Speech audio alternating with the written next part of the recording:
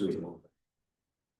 Okay, good morning and welcome to our regular council meeting for August the 12th. There, everybody's in house today. Mr. Davies is on holidays this week. Ms. Selman will be taking the wheel. With that, let's get started. We got a full meeting here. Resolution to adopt the agenda as presented. Can I have a mover, please? Councilor Langston, seconded by Councilor Andrejczyk. Further discussion? Seeing none, call the question. All those in favor? Carried. Resolution to adopt the minutes of the July 22nd meeting, bearing any errors or omissions. Can I have a mover for that, please? Councilor Campbell, seconded by Councilor Screwdlin. Any further discussion? Seeing none, call the question. All those in favor? Carried. 3.1, Public Works Foreman Report. Morning, Cody. Good morning. Good morning. The past 3 weeks, the south and central gravel contracts were completed. And the west gravel contract is almost complete. And they will be meeting the deadlines when we incorporate rain days into there. Perfect. Asphalt crack sealers completed all their scheduled work in the area. Maple Leaf is the construction crew doing our asphalt. Their preparation crew is in the area, working on the sub base, shaping and compacting. We currently have a grader down with a blown motor. It is covered under warranty, projected to be back by the start of September. Just mechanical failure. How old is it? 3,000 hours. So 3 years old. How long is it off warranty? 5 years, 6,000 hours. And what would the cost of it if it wasn't on warranty? I don't know on this one rough, but on the one that we've had engine issues on before, it is about $80,000. It's less. 80,000 on a previous one. Oh, this isn't the same one that's had engine issues? No, this is a different one. And when you see it at 3,000, like, is that common or is that like? It seems to be more and more, unfortunately. You hear other municipalities that have this issues with motors in newer graders, so I can't tell you that it is common, but I can tell you that I've heard about it before. Same make of a. Cats. Yeah. I don't really know that many municipalities that have John Deere's currently, like our neighbors really don't. Pretty much everybody has cats that I can think of off the top of my head, so. Okay. We did some trimming of the trees along the Park Hill sidewalk as well, and the path, the walking path from here to Deer Road. And in the next 3 weeks, the paving crew is scheduled to move in on Tuesday, August 18th. It's this when they're scheduled tentatively to start paving. And then we're going to start running the second row of ditch mower and continue dragging roads. Questions for Cody? Go ahead. Sorry, I interrupted you before about the grader. There's a bunch of culverts parked in Sandy Lake by the. Are those for? The town of Sandy Lake. It's for the town of Sandy Lake? That's Okay, correct, yeah. thank you. Questions? Go ahead. Tipping fees, any feedback or are you hearing anything regarding that? Oh, sorry, I did, yeah. I did skip over that. I apologize. No feedback directly to me, I guess. But yeah, I don't know. It seems some people aren't receptive to the idea. Same thing with gathering the information, but other people don't mind. So Yeah. I've had a few calls, and we got that letter. Yeah.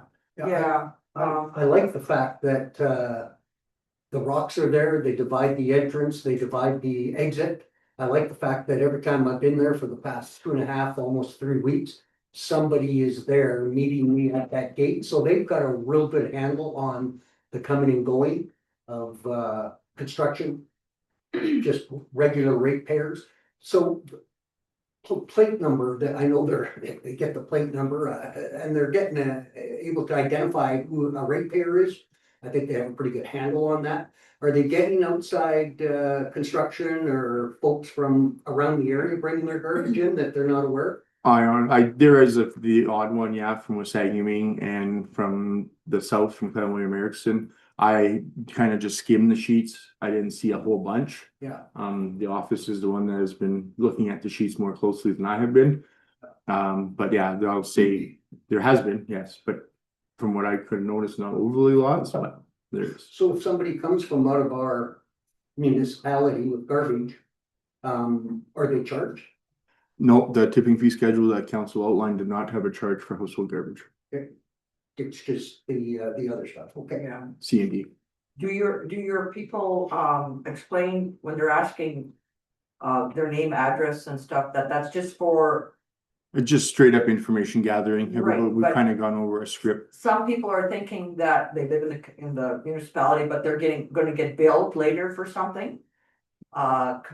Is there good signage up or saying tipping fees are only for local residents or local Well, municipalities? we used to have a big sign. We haven't had a new one made up since the new tipping fees were put into place.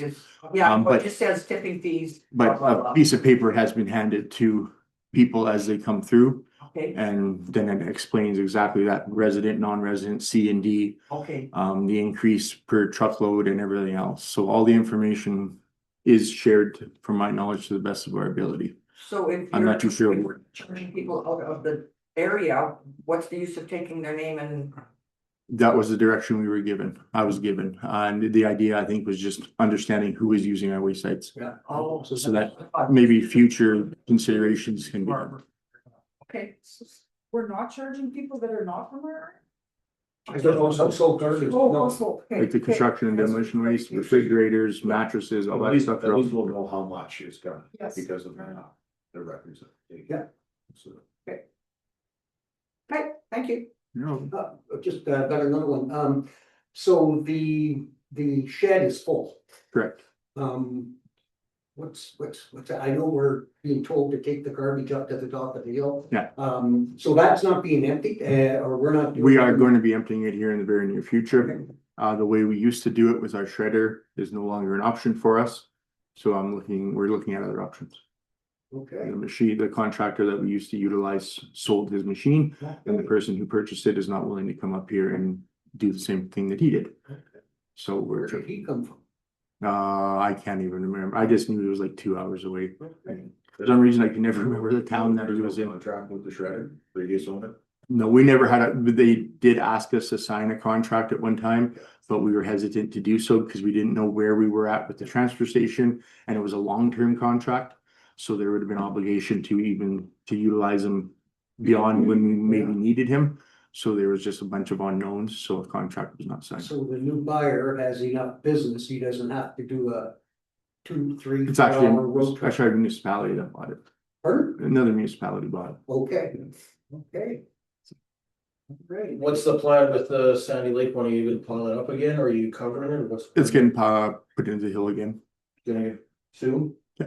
Yeah, 'cause yeah, so it's full already. Who's closer to a transfer station, Arnold or Sandy Lake? Well, I don't understand. Who's closer to a transfer Which one's station? progressing quicker? Yeah, They're both at the same stage. they're same, okay. Everything's been put into the province for approval. Just in conversation with some ratepayers over the past couple of weeks, they've shared with me, their thoughts on transfer stations and, probably 3 out of 5 every time I talk to them. 2 don't care, 3 are, why aren't you buying an incinerator? Why didn't we go that route? The reason being, yes, they cost money, but they burn everything and it turns to ash. Cause their concern would be, we're gonna be paying forever on transfer stations, cause we'll be paying to haul it, whereas we're not gonna pay to burn it. Incinerators, there's no approval through the province for incinerators. Nobody's presented evidence to the province to allow them in regulations to happen. So there's constant talk, I've heard of incinerators, but as far as I know, there's nothing that's been approved by the municipality or by the province Province, okay. for I regulations. wasn't aware of that, okay. There's lots of tests, but none of them approved. Cause they're very popular in Europe and have been there for years. Yeah. And they're more diligent when it comes to the environment than North America is. Where are we at with mowing ditches? How close are we to first pass done, working on second pass? Where are you at with the tractor? We still probably have about 3 weeks to 4 weeks to finish first pass. Okay. Paving, you indicated it's gonna start around August 18th. Do you have an area where they're starting or the streets that they're starting, just so? We'll make Facebook posts just to make people, and I know not everybody has Facebook, but just to kind of keep the public aware, and it will be like the ones that are getting done is Barkley, Moose South Bay. in that order? And I don't know that. I don't really dictate the order to them. I guess they'll let me know when they show up. So they decide where they're going? Yeah, we just tell them what we want Okay, accomplished and okay, they let us know how they're gonna carry it out. we'll post something once you know. Yeah, just to make Okay. the public aware that they're in the area and to be aware of them and so on. And I noticed, South Bay has all been remediated, it looks good, the water, what's the name of the? the water installation that happened, yeah. Yeah, they really did a nice job cleaning the ditches up and leveling everything. Mhm. Which was nice to see, because that was long overdue. I also have taken some calls over the past 2 weeks from repairs where paving's being done, and they wanted to know who it was, and I think I talked to Tamara, she told me Maple Leaf, and then they want to get their driveways done, I said, you know what, reach out to the office, they'll give you direction on who to contact, I'm not involved in that, so. Council Langston, you got a question? Yeah, I wonder if you guys had a chance to go down the Rumble Trail. Yeah, I got done like a week ago again. I got done 2 weeks afterwards and then I also got trimmed as well. You cared about this? Yeah. Awesome, and, do you think it's something we discussed last meeting, just like kind of creating a schedule for the year? Yeah, I haven't made a maintenance plan yet, but as of right now, it is scheduled to be done every 2 weeks, up and down at mowed and then looked at as well. Lovely, thank you. Any other questions? Sorry, the, patch for the crack seal on the new, album, it's really good. Yep, thank you. Any other questions? You have a plan for Beaver Dam and New Deal and Boundary Road, they've still water against the road, they've been there since 2 weeks ago and I asked you about it.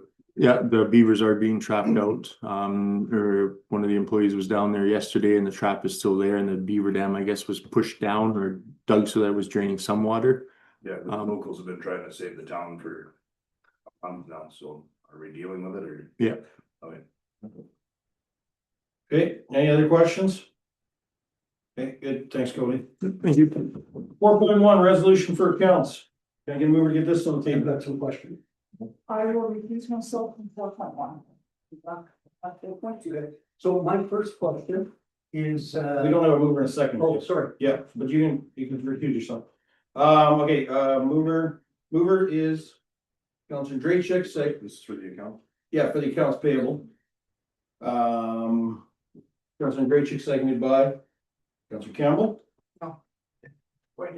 Okay, you had some questions about some of the checks, go ahead. I think it's check number 10333. It was for 39 hours for property taxes of 702. I'm just wondering, what's that all about? Do you know what the name? Yeah, is? Cheryl Elchuk. Oh, that's, So she helps she's our casual staff. Yeah. He came in and she helped get those property taxes sorted, folded. Okay, there you go. Yeah. That's that one. Okay. The other one I've got here is check number 10340, Minagro Limited, to redo calcium. I thought we awarded it to Prairie Liquid. We did, it had to be redone. And Prairie Liquid was already gone. Okay. So we've had to do this in the past where we go and we pick it up there and then it gets redone. So it was done once, but it had to be redone? Yes. Because it wasn't enough. I No, collect it got all accidentally that. dragged through. No, Oh, It's so noticed it, guy- so then, and it's not enough product to bring up Prairie Liquid. So then we go and buy fleet calcium ourselves, apply it to the road and water it, just to rectify, just to fix the situation. So the driver just wasn't, It was just dry, didn't realize it and dragged it and dragged through it. did it happen anywhere else? Not yet this year, no, Okay. but unfortunately, it does happen probably once every couple of years.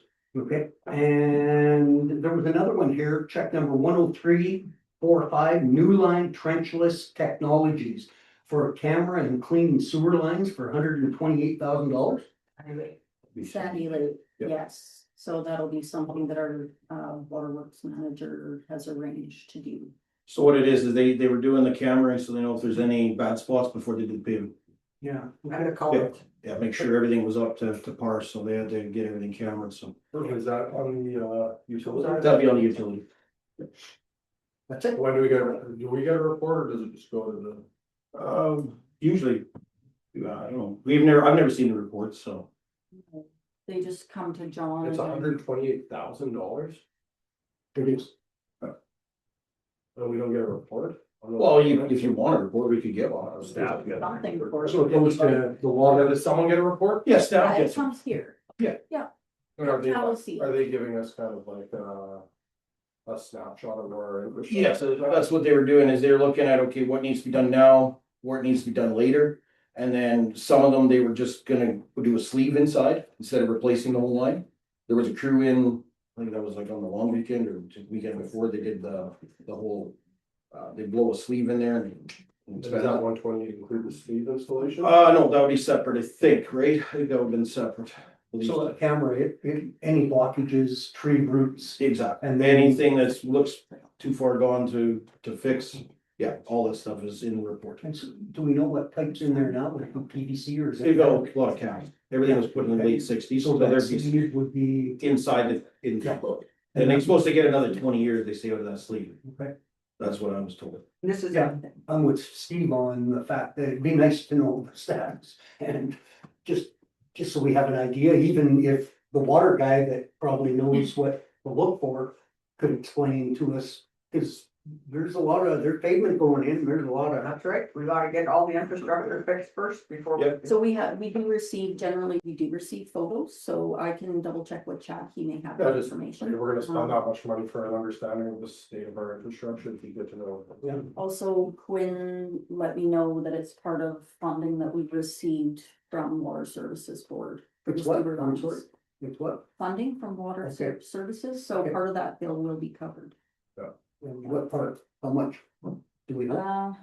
So the agreement that we had was for like the Sandy Lake water lines, sewer lines in its entirety, so we've been working on it for a few years. So not, the funding agreement was for 50%, but I know with that bill, not all 50% will be funded because we've already like had expenses that we've received. Sure. So, I, like off the top of my head, I think maybe our agreement was for like $85,000 from them, from Water Services Board, and we contributed 85,000 Yeah. about that. Okay. So with that last bill from New Line, we've like completed the grant Okay. opportunities. So if it's not 50%, I think maybe my final billing spend was around 43 or something like that, 43,000, so.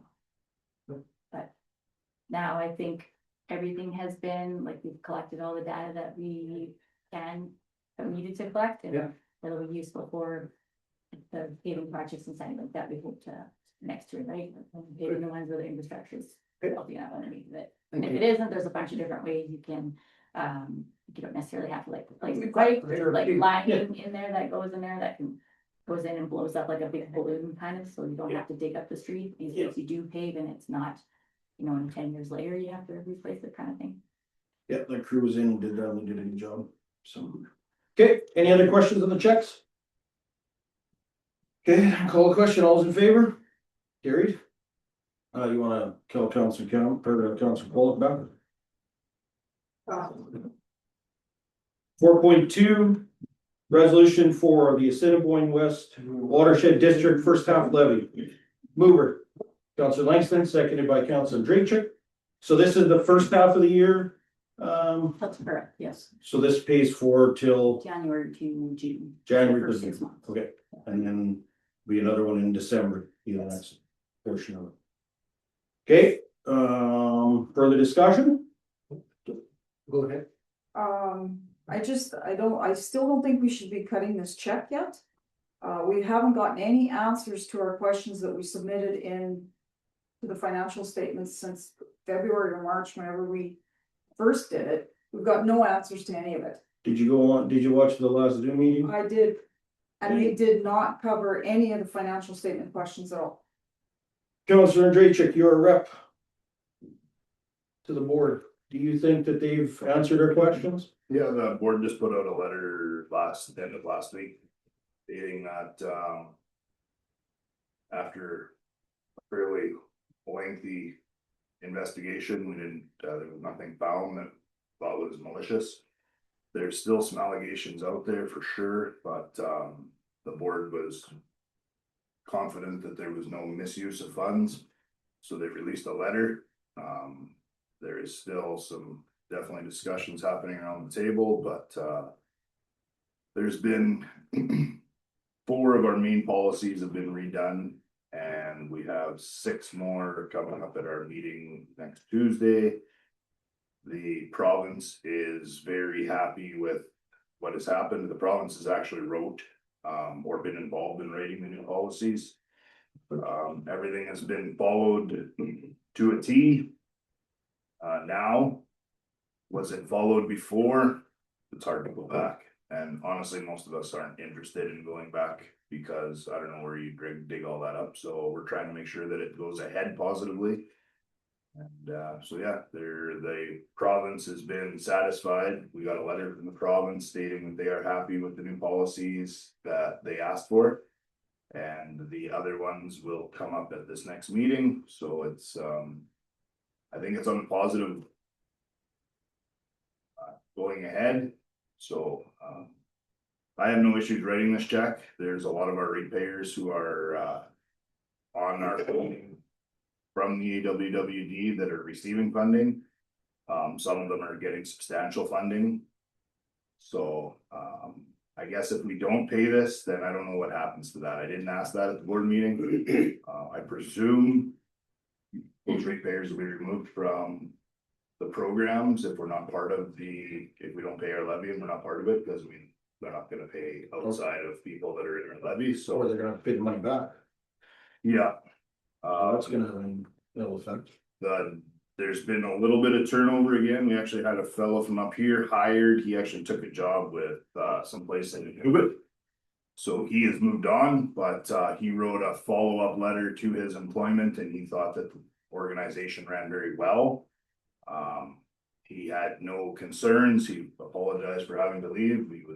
Thought it was all good. So there is a position in Oak River that will need to be filled again, which is our general manager, but they are doing a lot of municipal meetings. I think they've been to 5 of them. We are on the list.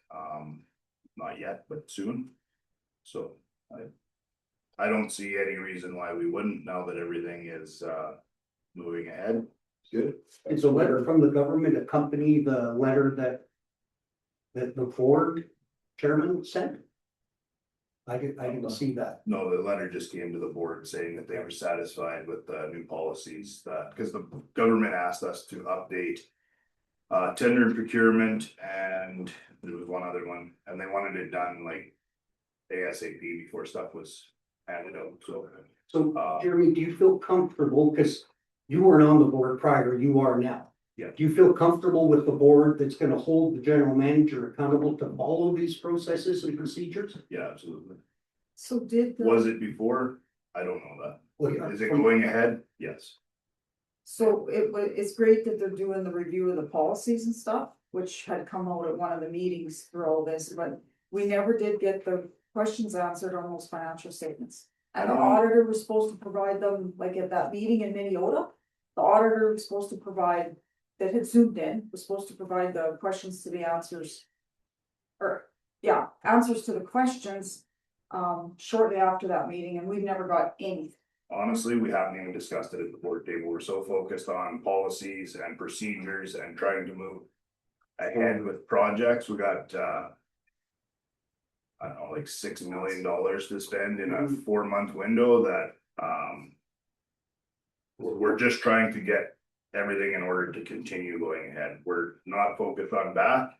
Maybe this winter there'll be some time to look back and see what happened, but there was, whether there'll be stuff come out yet, there's still lots of rumblings out there, obviously. So whether there'll be stuff come out that, people want to see, but as far as the board, we are focused on getting everything up to date and moving ahead like the government asked. They're the ones that actually police us.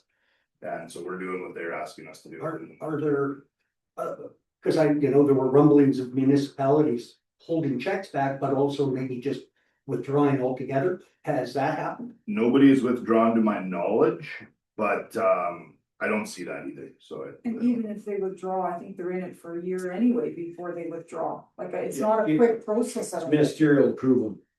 Yeah, to get out, but I don't know if they would be in the programs. I also think, I might be wrong here, but the fee, what was ours, 34, 37? I forget. 13 and 13, I think. Yeah, so 26. And then I heard that there was a bit of a cushion there. Is that correct still? But it's used for matching dollars. So, yes, it's a cushion, but it's not a cushion. It's. Yeah, so if we put in it's the 26, That's the the matching. province matches that. Yeah, it's 3 times actually, like the 3 to 1? province and the feds. Okay, So okay. it's 100 matched one. Every meeting and Zoom meeting that I've attended, I'm happy with all the answers, and it seems like everything is moving forward, so I like it. Like Councilor Drachik said, the past is the past, and people need to pick up their bootstraps and just move forward. There's a lot of ratepayers that use this programming, use the funding, and I would hate to see them all of a sudden have spent it and now they're gonna get it clawed back because we don't feel comfortable writing this check today, and I don't wanna see our ratepayers suffer. I think, like I said, the policies are in place, the province is monitoring them, the board is moving forward. I think everybody else just needs to pick up and move forward as well. Well, I mean, I think that's all fair and a good comment, but where's the province been? Now they decide to step up because some municipalities have challenged what's been going on. The province has always been there because the province audits their papers. The province or census? Census. And the province, both of them.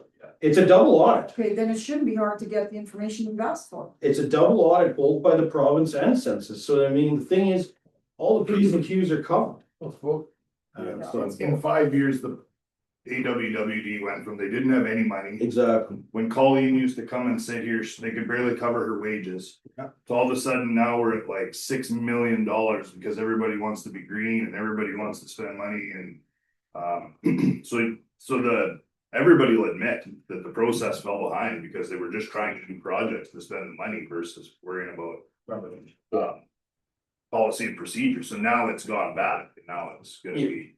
So it's not just ratepayers that get a big benefit out of this. Like right now, the province with the AWWD is doing a huge study on the Shell River. It's gonna cost millions. After all the flooding that happened there, and so I mean, there's lots of that stuff that happens in the background that is gonna benefit all those municipalities that water goes through. Versus, it's not just about the programs, right? Yeah, they have great programs. So Yeah, I don't there's think- lots to it. I don't think anybody is against the programs and what they do. It was just wanting the questions to the financial statements. We put money into it and the financial statements, I will not tell you that nothing crazy happened in the past, because we don't know that, but I will say that going forward, the board is very adamant on making sure that everything is followed. Further discussion? Seeing none, I'll call the question. All those in favor? Opposed? Carried. 4.3, conflict of interest, so I'll be removing myself from these 2 checks. And a mover and a seconder for 4.3, Councillor Langston, seconded by Councillor Campbell. the other ones, Discussion. All those in favor? Opposed? Abstained? Carried. Redraw.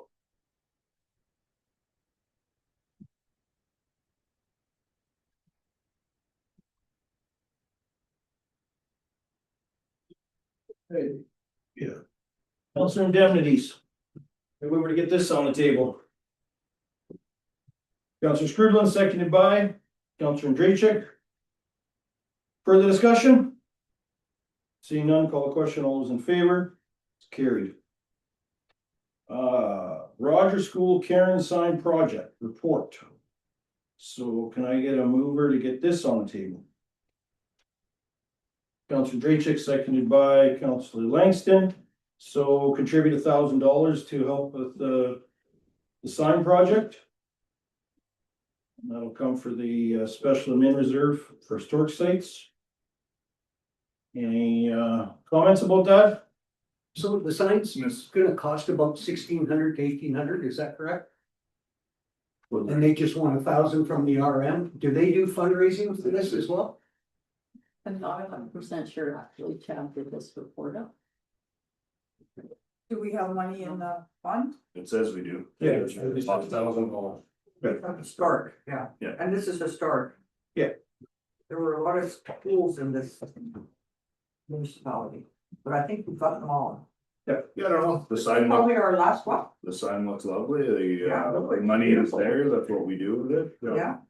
I don't know why we wouldn't. Is that the picture with the flag behind it? I presume or something Yeah. like that. Very nice. And then who maintains that, this group? Really? Don't we cut the grass? I have no clue. I think it's There's who said we get on 50. Yeah, Yeah. We contribute. we do, like the staff does, but I think we, there's an individual there that cuts it that we pay. The municipality currently provides $250 annually to assist with grass cutting as part of the operating general budget. Yeah, I'm not worried about the grass, I'm worried about this new sign. So who looks after the sign once it's erected and put in place? Probably the same one as cutting grass. Yes. Okay, we don't know that. Yeah, but I think it's the neighbor that lives to the south, Okay. there's property right beside it. Cause all of a sudden they'll be back looking for money for repairs.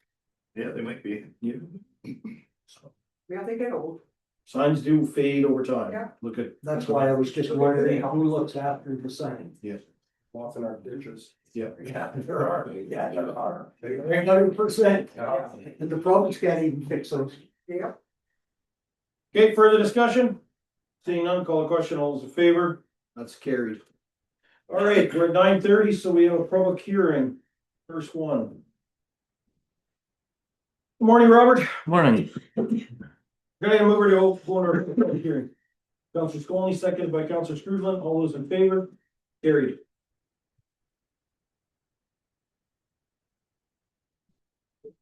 Go ahead, Robert. This is variation application 2026 V-10 applied by Ivan and Rhonda Broschuk. This is at 112-119 PTH 45, just before Jackfish Lake on the east side. New airport landing. Pardon? The new airport. The proposal is to reduce the south, which is the front property line setback from 125 feet to 60 feet to allow for a new 26 by 40-foot dwelling in the A80, which is a general agricultural zone under the arm of Harrison zoning bylaw 1381. Section 94.1 of the Planning Act requires that a variation application be filed. Notice of the hearing was sent out at least 14 days prior to the hearing. Copy of this has been sent to all residents within 100 meters of the property. I do have a list of the notified. To this date, I received the planning application and made the proposed drawings with regards to the subject's application. There were 3 letters sent and I had 1 representation, or 1 inquiry. Respectfully filed this day of August 12th, 2026. Okay, so that dwelling is where it. Yes, so there, Dwelling there? this one has been removed. So there was an old mobile home sitting there. Yeah, right there. Yeah, in the picture here, there's It's been removed? it's been removed. So they're Built in the same spot. basically, yeah. So, I can't remember exactly when, but that strip used to be park road allowance, but it was sold to Broschuk's at the time. So this is their property down to that line there. So That's about the triangle. Exactly. that's the reserve. Oh, Rolling River owns that. Yeah, part of Rolling River Reserve. So They own a quarter of themselves. yeah, and this is just kind of the continuance of it. So yeah, so from the side, it would be within that 60 to 70 feet, but we went with 60 just to give them a little bit of wiggle room. So it's not going any closer than what the old place was. And it's all bush there. Correct. Yeah, I didn't see it. You know, it's there. Mhm. Yeah, they're the ones. Okay. Questions from Robert? Any questions on this? Anyone like to speak to this variation application? Online or in house, just raise your hand and Ms. Solomon will unmute you.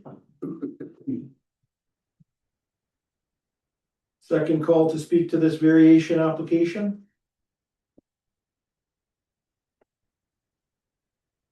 And last call to speak to this variation application. Okay, hands. Okay, yeah, council, any other questions for Robert on this? Like I said, Timelines. They're wanting to get going here pretty soon. Oh, By the sound of it, they want to get it in before winter. How does council feel? I know, elections coming up, so we're not sitting here for very much longer, but, when people wanna build in the exact same spot, do they need to come in? Can they just get the okay from the office staff kind of a thing? There's no There's no difference. So there, It- yeah, there's a few things with that. If you are building the same thing in the same spot, like if you had a garage that burnt down. Yeah, And you're building in the exact same spot, usually you don't have to come to council for that. But since this is different size and Okay. different shape, Okay. it would require variation. Yeah. Good question. Okay. Anything else before I close this public hearing and open the next? It's a full-time residence. This is gonna be a cabin, It's gonna be Yeah. a cottage, cottage. so seasonal or? So yes, very, yes, seasonal. It's their family farm. Ivan and them live in Brandon there, so they'll be coming out when they can and Okay. Okay, can I get a mover to close this public hearing and open the next? Counselor Screwdlund, seconded by Counselor Follick, all those in favor? Carried. Okay, This is second reading for zoning bylaw amendment 181. This was applied by Doug and Judy Marvin, Alan and Janice Meadows, Linda and Larry Kidd, John and Twilla Burton of 4 Timothy Road have made application to amend the Arama Park zoning bylaw 1311 as amended. Bylaw number 181 is intended to amend bylaw 1311 by rezoning lot 1, block 2, plan 7062, part of southeast quarter of 24/19/19 from a commercial general zone to a residential general zone to allow the subdivision of 4 lots. And on June 10th, 2026, under resolution 2026/161, the matter was given first reading. Prior to second reading, a public hearing must be held and public notice be given under section 168 of the Planning Act. Notices were sent out to all owners within 100 meters of the property 14 days prior of this hearing. There were postings in the municipal office as well as ads placed in the South Mountain Press, Crossroads this week, and Minnedosa Tribune on July 17th and 31st of 2026, as well as sent to all adjacent municipalities. I have received 0 objections and 0 inquiries from both local and provincial at this point. we did first reading back there in June. Yeah. And everything else went good, so, okay. Yeah. Questions from council? This is pretty It's straightforward. the next step in the process. So there'll be some variations and things like that down the road as well for the lots, but Remember, the property directly behind those 4 lots, is that commercial? that whole strip is commercial. Okay. Yeah. Okay, Cause it's PTH 10. Mhm. gotcha. that's prime development, it's just kind of. Oh, that is. Yeah, the owner of it just doesn't want to do anything. Okay. Okay. Any other questions from council? Before I close this public hearing and open the regular session? Mover then? Counselor Langston, seconded by? Counselor Screwdlund, all those in favor? Carried. Thanks, Robert. Thanks, Robert. Okay, where are we at here? Oh, 4.6. We'll go back up there. We'll finish up this before our 10 o'clock delegation. 4.6, resolution to add outstanding utility balances to property taxes. Can I have a mover for that, please? Counselor Langston, seconded by Counselor Draychick. So this is something we've done in the past. It's nothing different. Questions of council? As far as a total, is this one a little higher than normal, or this is about average? It's $10,290, Fairly average. fairly average? Okay, I just thought it seemed awfully high, but. Fair enough. Any other questions? All those in favor? Carried.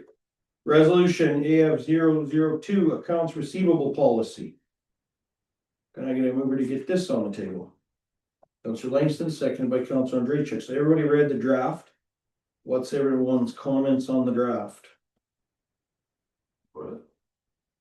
Isn't this an upgrade? Or- Just for the ones that are yellow, they've taken Yeah. them out. Yeah, Um, this is just, I don't think you've added anything new to this, have you? No, we just removed some things, Just yeah, clean it up. last time we brought these in and wondering why we were bringing them, because we're able to collect these as a property tax. making a list and all that. Yes, yeah, so then admin has the Gives you ability to more just do it, yeah. You're happy with them? well, I'm not happy they didn't pay them, but, No, but you're. but happy with this, Happy. yeah. So then next meeting, we can pass the actual policy, is that what you're We thinking? can pass it today. You could pass the way it is? What's there, we'll just make the changes and. Anybody else have a problem with these changes? I'm really not comfortable with the 500 amount, but then if it is not. If you can't collect it, then council will see it at that time. As long as it's greater than the 500, we would bring it to you. Anything But less, Anything address. left, you would be able to just. Right on. So if you have one at $495 that you can't recoup, council wouldn't see it anyway. Yeah. Oh, so you could put it on the wall. You can see it in a report if you want, but you're giving the authority to staff to say that they've exhausted, ask for policy, getting blood from someone at this point. Well, it makes sense for it to get Uh, all. Yeah, so we're just able to proceed with the write-off on our own for the book's sake. If you want to deliver that in a report, but I did have to see it on your financial statements, there's a part on that write-off, I can bring it up then. But yeah, this policy, basically, it's not, still being transparent, it's just basically giving staff the authority just for time's sake, council's sake. That's all it is, but you're not comfortable with it then.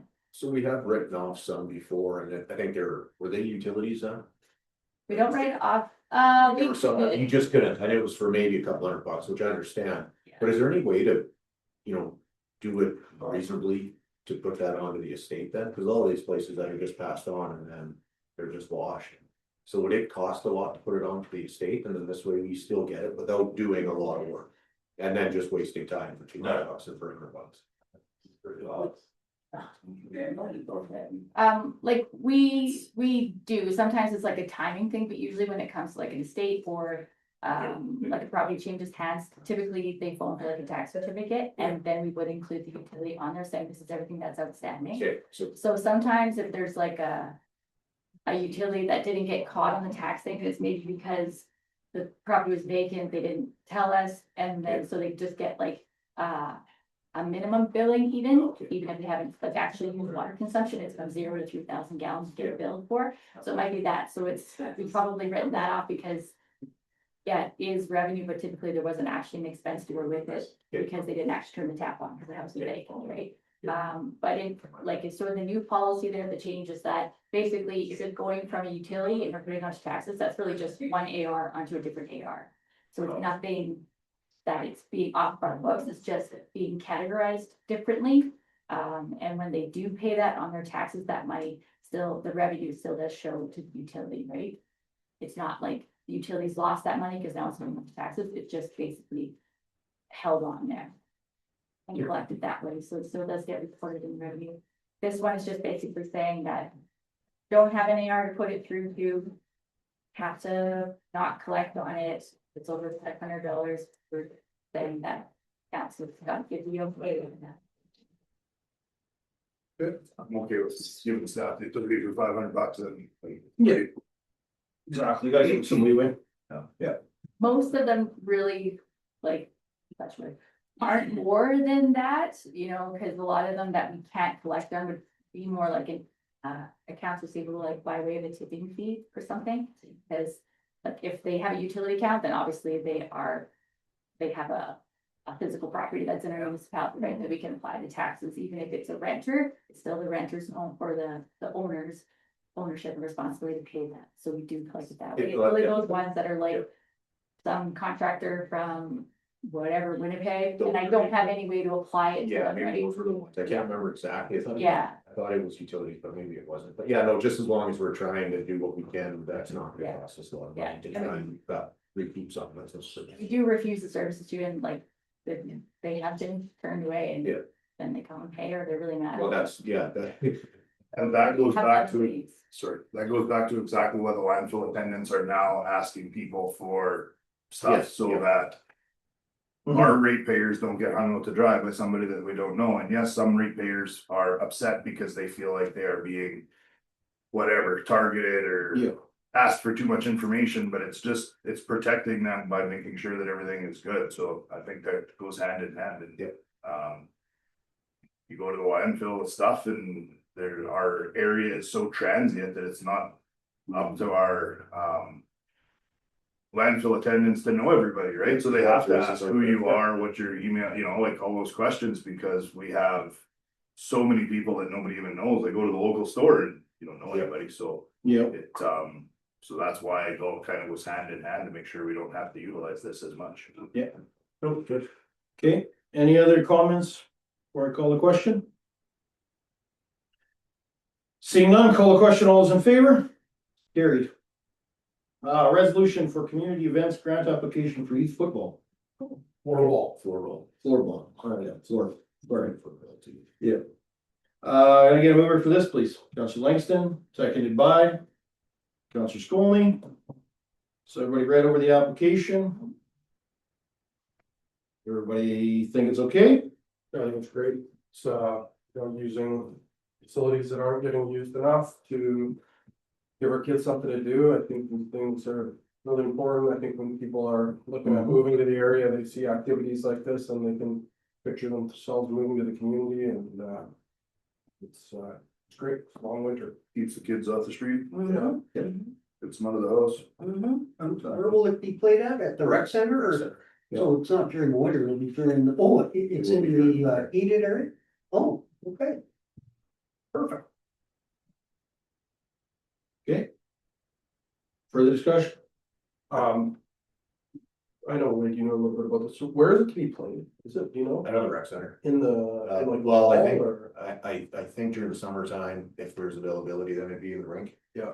And then in the hall, which is with availability, obviously. Yep. Yeah, and then, even with the pickleball courts outside too, if there's something going on, I think there's potential to rent that too. It's paved, you use one side of it, that's fine too, but at least we got more action. in the rec center. Yeah. Like it? Okay. So it's like floor hockey. Yeah. It's not gonna hack the floor and stuff in the hole? No, they put a new flooring in before too, and it's just a more durable commercial vinyl type flooring, so, I think if that flooring is gonna need replacing, it's gonna be due to the fact that they're gonna bring spillage and then getting into the crevices and stuff before it gets into the chopping of it maybe, but, I'm not a professional, but, no, I think it's great, Councillor Langston, came up with the idea to help people that are volunteering and trying to get, things going, so. This does that for the area, it doesn't have to be people from Ottawa or anywhere, so sure, yeah, surrounding area that's all welcome. That's just a drop in for you, I see. Yeah, I think once they get the money, then they'll put together a little bit more of a plan, but I do know that the rec center was willing to, or a rec board member was saying that they would, potentially rent for free. They would give the space for free if they could come up with this money. Yeah, it says $5, they're gonna drop it. Yeah, so whatever it is. Just a pretty long shoulder seasons with natural ice. Exactly, yeah. So again, my counselor, I'm very checks out, keeps kids off the street and gets them out of the house. Yeah, it's become a pain sport. I didn't realize that until just this weekend. I saw something on one of my feeds and they got leagues right across North America playing this sport. Another floor ball, Yeah, they might know the difference between floor ball and floor hockey. There is no difference, it's just a new name. I didn't know about it. yeah, that's all I saw. They called it floorball. Don't let it look like. One group uses a ball, the other one they use a hard. I don't know, yeah. It'd be simple All I as know is that. that's, looks like lacrosse with a stick and they are still hitting and. Perfect, till I read the agenda, I've never heard of it. Yep. Okay, further discussion? All those in favor? Carried. Do we wanna take a quick recess? Can I ask Quinn a question then, sorry? Yeah. How much money do we put aside for that program? This one here? Yeah. Community. I think Five it or was 10? 10. Yeah, I think it was the best. This is the second application we had? Yeah. Perfect, sorry. Yeah, so it's good. There's still, well, yeah, we've only approved 2 so far, so. We, signed up to 1,000. Yes. Yeah. Yeah. The maximum of 1,000, so it's nice to see that there's some applications coming in, so working good.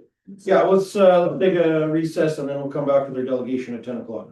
Steve, did you read or see yesterday the city and the province? Did you get me Did to a Councillor joint Smith? fix out Main Street, you know that? And they're giving, you're applying the maximum they'll get a business is $200,000. Okay, we're back into regular session. We have our 10 o'clock delegation, Daniel Wozni. Come on up.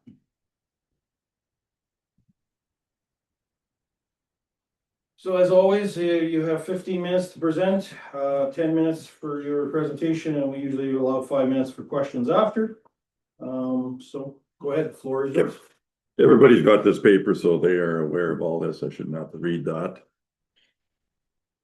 I'm here once again to ask council to consider closing or leasing me the blind road allowance that runs between my two properties, northeast 12, 19, 20. The Minister of Agriculture, my Manitoba Ombudsman, my local MLA office, my MPs, Natural Resources, Animal Care, and most of all, the RCMP have recommended me to take this action. Since the beginning of May 2026, there has been close to 40 reports made to police regarding the gate on the road allowance being open and left open. And I have to do this because those cattle get out. I have to have some liability, so you have to report it in every time. It's costing a lot of money. Sometimes as many as 3 times a day, despite signage indicating the permission from the RM to keep the gate closed and added signatures saying keep the gate closed, livestock on property, and it hasn't made a difference. This is putting my livestock at risk and cost me over $52,000 in weight gain on the calves alone. You take 60 days at 80 calves at 2.2 pounds, that's what you get. Never mind the field time and travel, 22-mile round trip a day, making sure the gate is closed. This has also had a sufficient impact on my family life, taken away from time with my children. Last fall, this same party that is now opening the gate sent a letter to council requesting the gate to be removed. I don't understand why council did not tell him at the time that there was permission in place to have the gate closed and that if he wanted, he can open the gate, pass through, and close the gate behind himself. It should have been made clear that he leave the gate open and if he leaves it open, it's an act of mischief.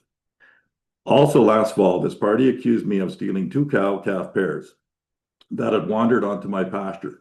If my gate was left closed, these cattle, which are wandering for days, would not have been able to get on my pasture in the first place.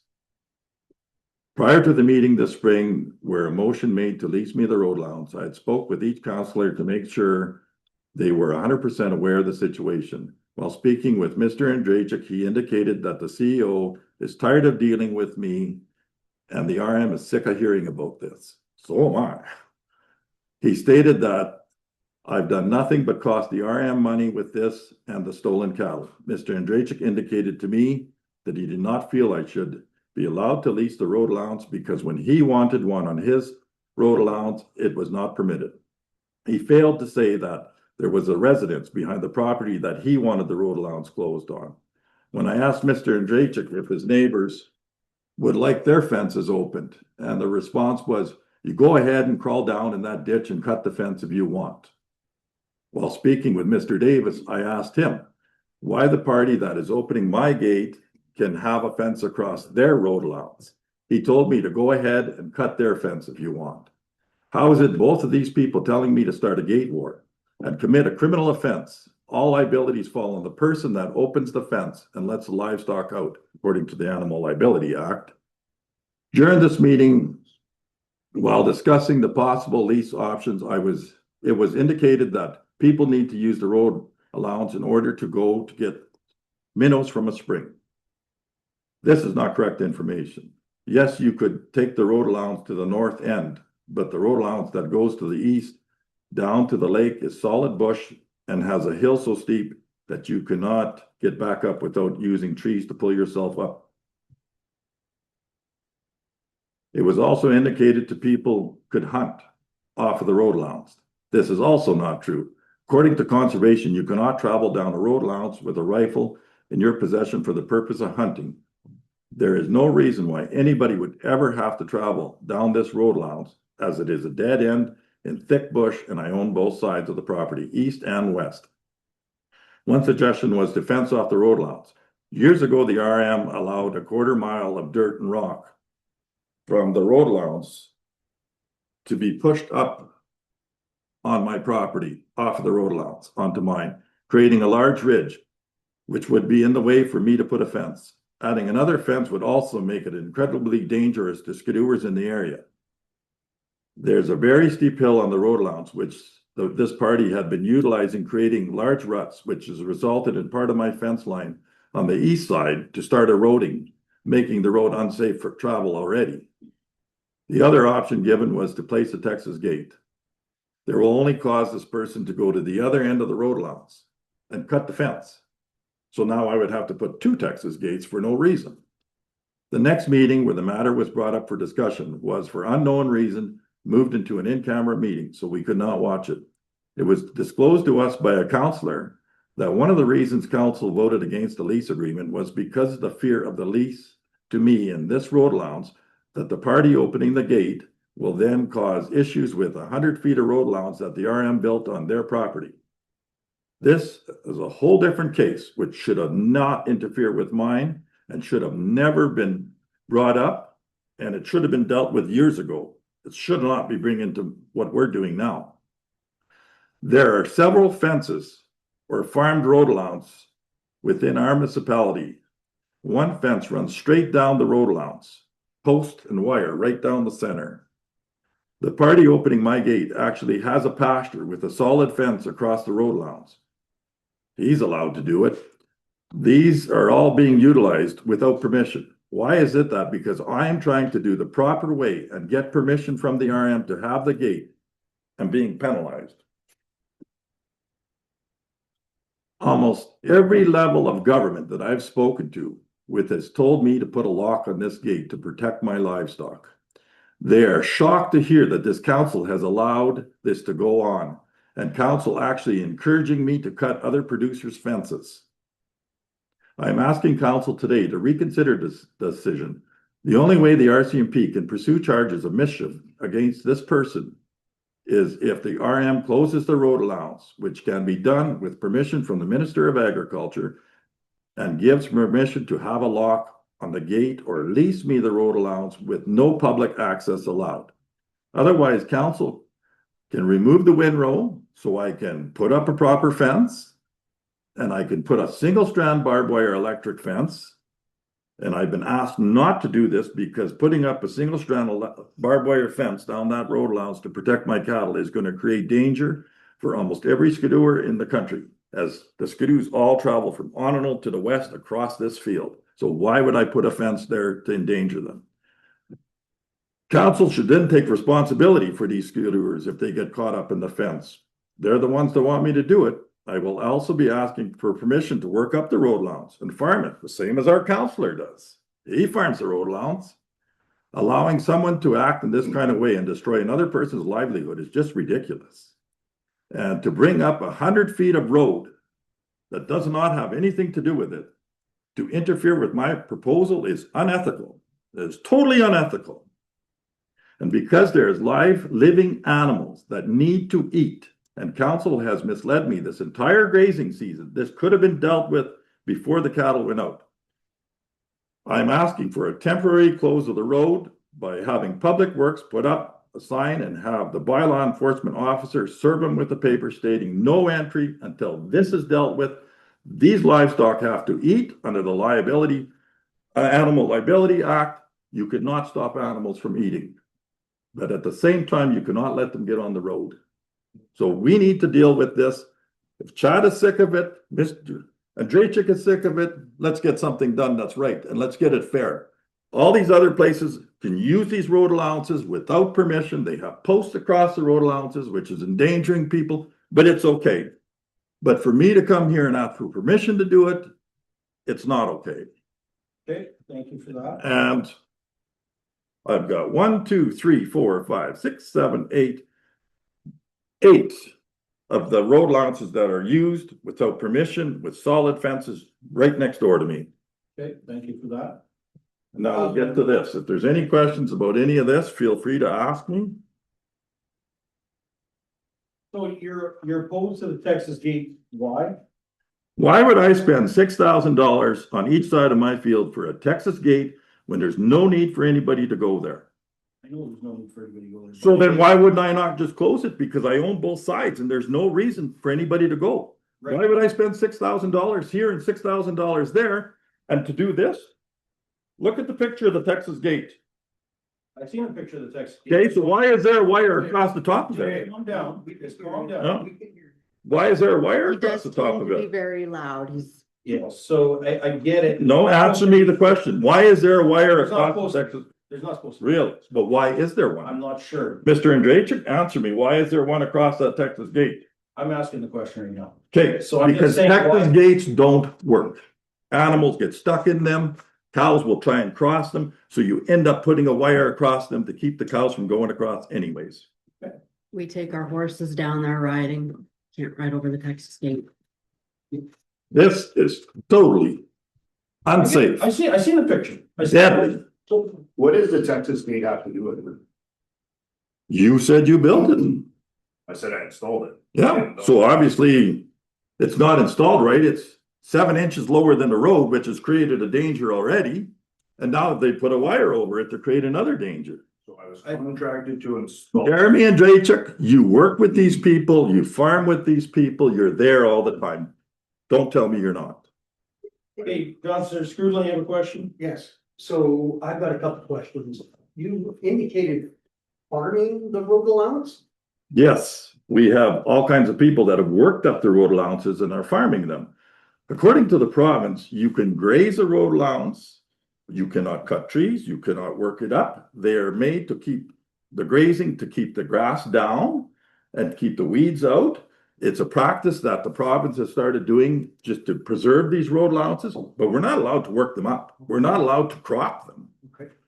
So. Okay, one other question. Yeah, I've got another one. So this road we're talking about, it doesn't go anywhere. It comes to an end. and It there's runs into a slope bush. cycle. I'm correct. It runs into a bush and there's a big side hill there that these guys were spinning up in the fall. They've created ruts this deep. Now it's washed over my east side.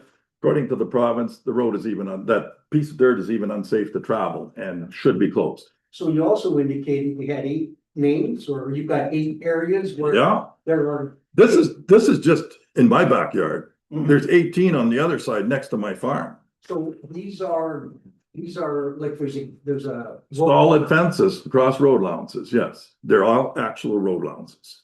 Just because mine doesn't have a tree in front anymore, it is no different than any other road allowance. So, Any other? I have some questions. So, through your presentation, you said the gate is being opened, so when somebody goes to open the gate, what do? he opens the gate, he drives back and forth in front of my cameras and leaves.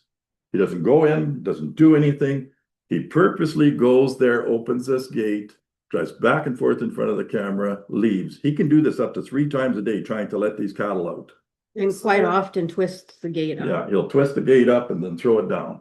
Okay, so with somebody doing this, not going in to pick mushrooms, not going in for minnows, not going for anything other than going in, opening the gate and going in. Just an act of maliciousness. I would like to solve this somehow today. So the, So if I, the procedure is, you have to file a notice of motion. To reconsider the motion that was passed or that was defeated at the last meeting. So you'd have to file a notice of motion, which would be done at the next meeting, correct, Mr. Sullivan? And then the following meeting would be when we would retable the motion. That's how you. Absolutely not. is there anything, I'd like to finish, please. Is there anything we can do today we can redo a motion, but is there anything we can do today, like lock the gate or the RCMP are here? Is there something we can do to stop this? Actually, the Minister of Agriculture said that you guys can close the road today just by having your public works close it as an emergency purpose. You can put up the sign, road closed. You can serve them with a paper saying no entry. The road is closed due to the fact that we have to deal with this. Cattle are getting out, lives are at stake, animals' lives are at stake. We need this dealt with today. My cows are losing money every day. And these cows, because I have to pasture them, I'm out of pasture. This is necessary and this should have been dealt with a long time ago. I have to let them there. So they're getting out every day, endangering lives, costing thousands and thousands of dollars to have these guys investigate. So obviously you know who's doing it. That's right. You've got pictures or a camera. So if I Where's the touch fix? somebody else's property, am I not charged? Well, it's someone else's property. Well, it's not my gate, It's public property. but it's not my gate. It's not his gate. There's only a picture of the. It's not his It's not property. we've tolerated, we've allowed to whatever you wanna call it. Whether it's just not enforcing or whatever, to allow people to run gates or run wires across public road lines. But it is not mine to touch. It is not mine to go and touch. Or open and mangle up or do whatever. Yes. Why would I go there? But it is, or else he would have charged them and he would have. Yeah, see, Chad gave me the letter stating that I can have the gate across the road allowance. And he was under the assumption that because of that, we would be able to have him charged for opening this gate.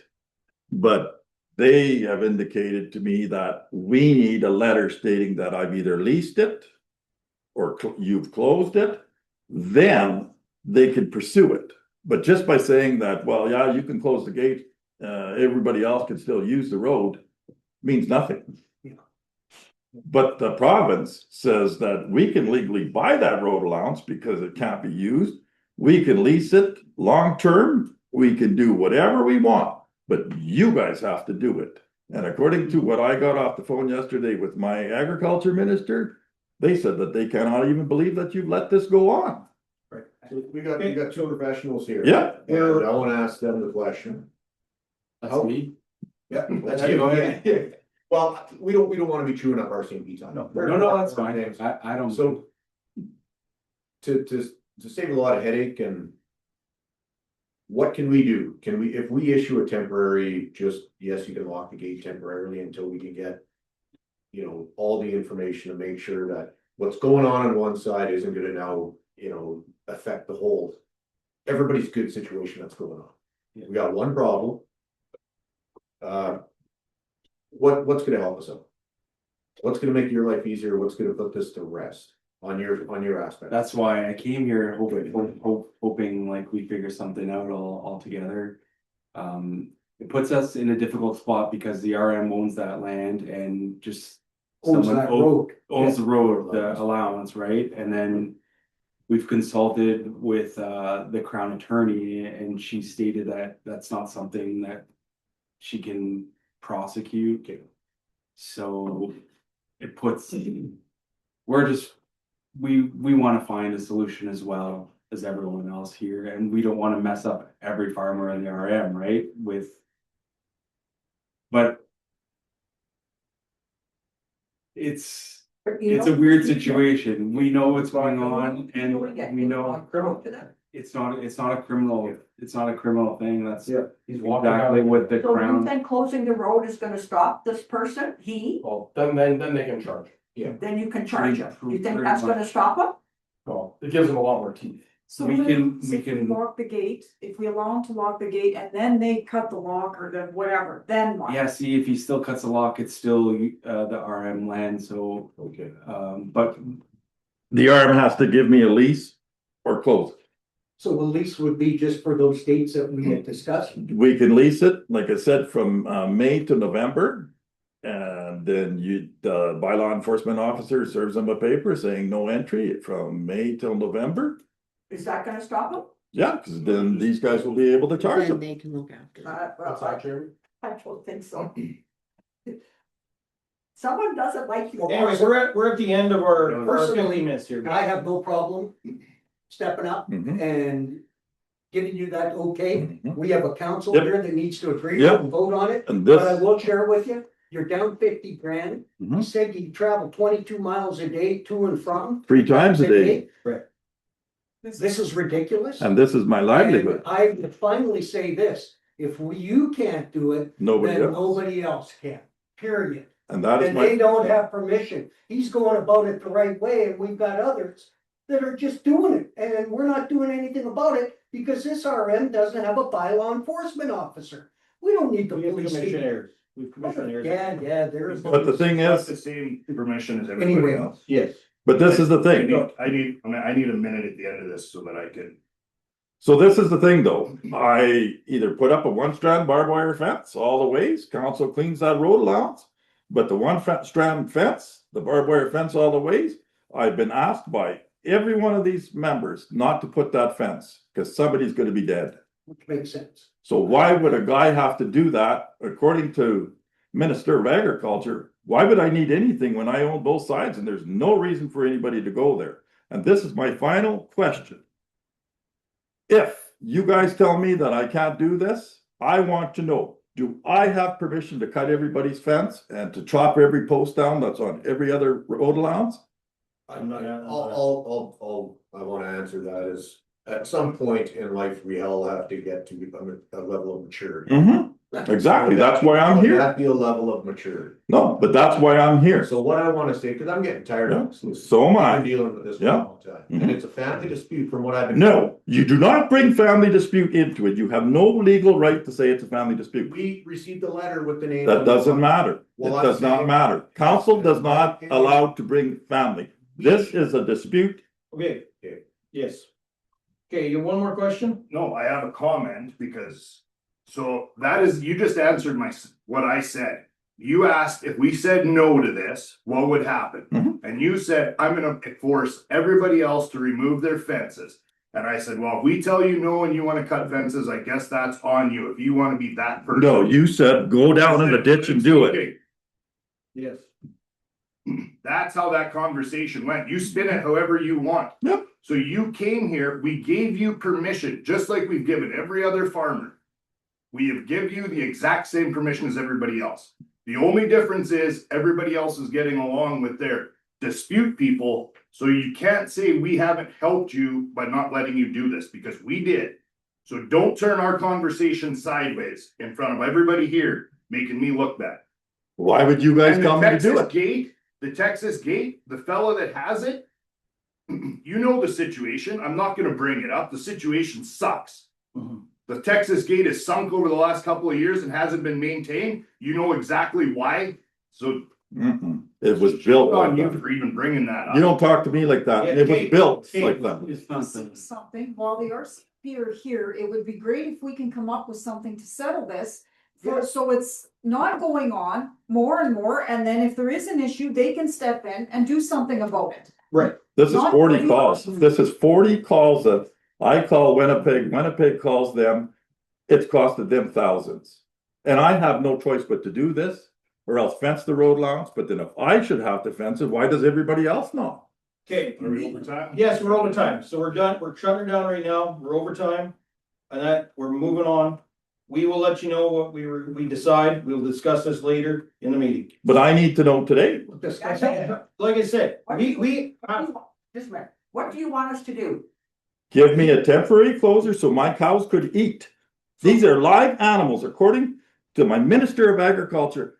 You guys are holding them from eating because we're dealing with this for months. Okay, how are we holding them from Close because this they get road, out? which Well, he road? opens the gate 3 times a day and allows them down the road. So then I have to report it in. So if they close the road, will this person be able to get to your gate? Oh, yeah. What do you mean get to the gate? He'll get to the gate, but public access won't be allowed if the road is. If the road is So closed, then the the RCMP. RCMP can enforce it. So you're gonna sit in there and wait for him to come? No, there's 5 cameras there. There's pictures Oh, of yeah. him There's- 52 times that he's opened this gate. Well, then you can take those pictures to the They RCMP. have them all. What will they do? Ask them, they're there. Don't look What at will you me. do if we close the road and someone crosses that road? And they get caught on camera? But it's with permission from the RM, it's closed.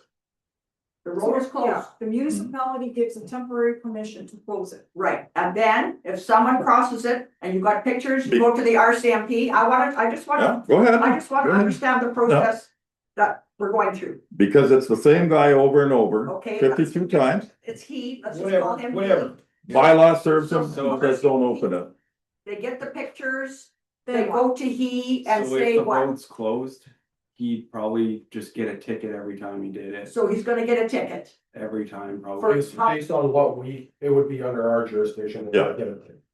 We would have Yeah, to issue this That's ticket. likely what would happen, like the police would issue the ticket, cause if the road's closed, you can't drive on. Right, We can walk on it. But it's still like, yeah, can they walk on it? but if he owned the land or Leases leased the it. land, then it probably could be a criminal charge. It was, okay, so But it's better if to it's still- lease the property than. to I'm not close the saying road. what's better, I'm not, cause like, and then every farmer's gonna try to Yes. get the road allowance from you, I don't You don't want that. I don't know the solution here, Okay. I'm here to help I or just want answer to know- questions that I can, and I can and we say, yes, the road is closed. I'm sure if he gets a ticket every single time, like if he got 52 tickets at like $300-400, is that a deterrence? Because you actually are leasing. That would be to me. Okay, You're actually leasing the road allowances to all these people anyways, without permission. we're shutting this down right now. We'll discuss this later in the meeting here when we get to that portion, but we're done right now discussing this. But the thing is, I just asked, my cattle got to eat today. Listen, I'm just saying, we're not discussing this right now. We're shutting Under this the down. Animal We'll discuss this later. Liability Act, I need to know. Right. And I'm just telling you exactly the process of it, and you're not. So there's no reason why the municipality can't get back to them with a decision from council today? Absolutely. We can let them know at the end of the meeting what we decide. Yes. So he's The asking. public hearing is on. Yeah. Line number 17 is business arising from delegation. Exactly. But you never answered, the one question I asked, you guys haven't answered. If I cut those fences, I'm not. am I liable? I'm not answering any more questions. Not We're cutting. moving on. Daniel. So thank you for coming in. We're done. We're moving on. I've been left with no choice. So anyway, back to regular session here. Okay, where did we leave off? Ms. Selman, did you get his? Thanks for that. You need that. I'll see you later, okay? Yeah, my wife has to go late today, so yeah, give me a call when you need some time. So just gonna make a question. No, we're not discussing that issue until later on in the meeting. How many times do I have to say that? I'm just asking you. Well, first, if you wanted to put that up on the. No, I wanna go back to the regular session and we can move to that. Just asking. So, Did you bring up forget your green dates? well, I'm getting frustrated because I'm trying to move on here. I'm We only have just 15 trying to minutes. save time for your speak. Okay, moving on. Can we get Counselor Dracy back in here, please? Well. What do we do with that? We just let him go, or do we need that correspondence? But he was asked to give a copy of what he read out. Sure. So the delegations are all supposed to provide Yeah. the information, and he didn't, and he just refused it to me, and now he just lapsed, so. Cause he's got like all the road loans he's claiming and stuff, so I just wanted a copy of it for. And he didn't give it to you? No, he won't give it to me. He told me that the council meeting was over and it was not my business, so. Okay, moving on then. Alright, where did we leave off? We left off on financials, 4.9. Okay, 4.9, finance officers, oh, she just left. She'll be right back. Can we just take a minute?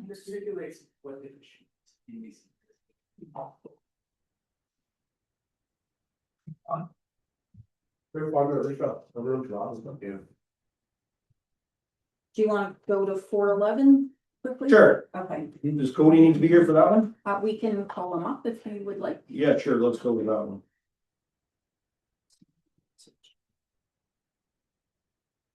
It's actually Boyd's report. It's Boyd's report, yes, but. It is. Yeah, interesting. You wanna buy a water truck? Is that what it is? Yeah, so Oh, cool. they've been using it for a few years to do calcium spots and building roads, and now it's come for sale. That's the exact one that they've been using. And the guy that owns it is selling it? I guess, must be, yeah. Yeah. I don't even know whose truck it was. There is a name on the door, but I don't remember what it said. I looked at it in Newdale the other day when it was there. Is that? It's a decent price really for an older truck. What are the safety Yeah. obligations on that? Are we Yearly. Yeah, he's up to safety yearly, same as. I presume it's in Newdale getting safety. I don't know that. I just. are we into this, Yeah, we're discussing it right now. Not just yet, we're just discussing it right now. So run me through the numbers real quick one more time? so 12,000. 12,000 purchase it. Could we negotiate? We're rental fee is 4,000 for the use of the summer. Already, Sounds like. 4 to 5. It seems pretty close to break things their way. Well, I mean- Yeah, 4 to 5 over 2 years, we haven't paid off. 3 years, but not. Tony, yeah, we're just discussing the water truck right now. Okay. Yeah, so if you wanna come up to the front here. So, this company, you've used this truck before? Correct.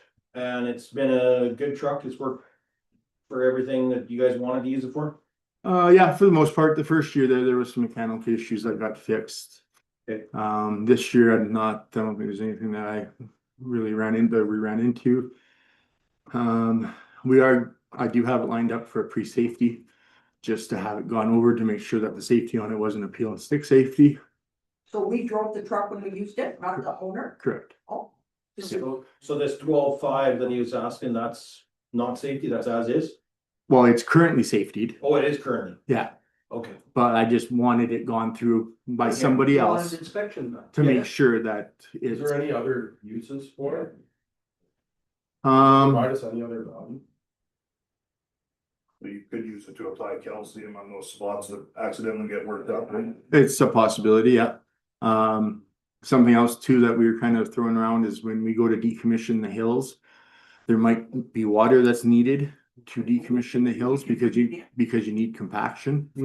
I'm not saying that there is water need, but that was another thing that we threw around in our minds going that we could possibly utilize it for that.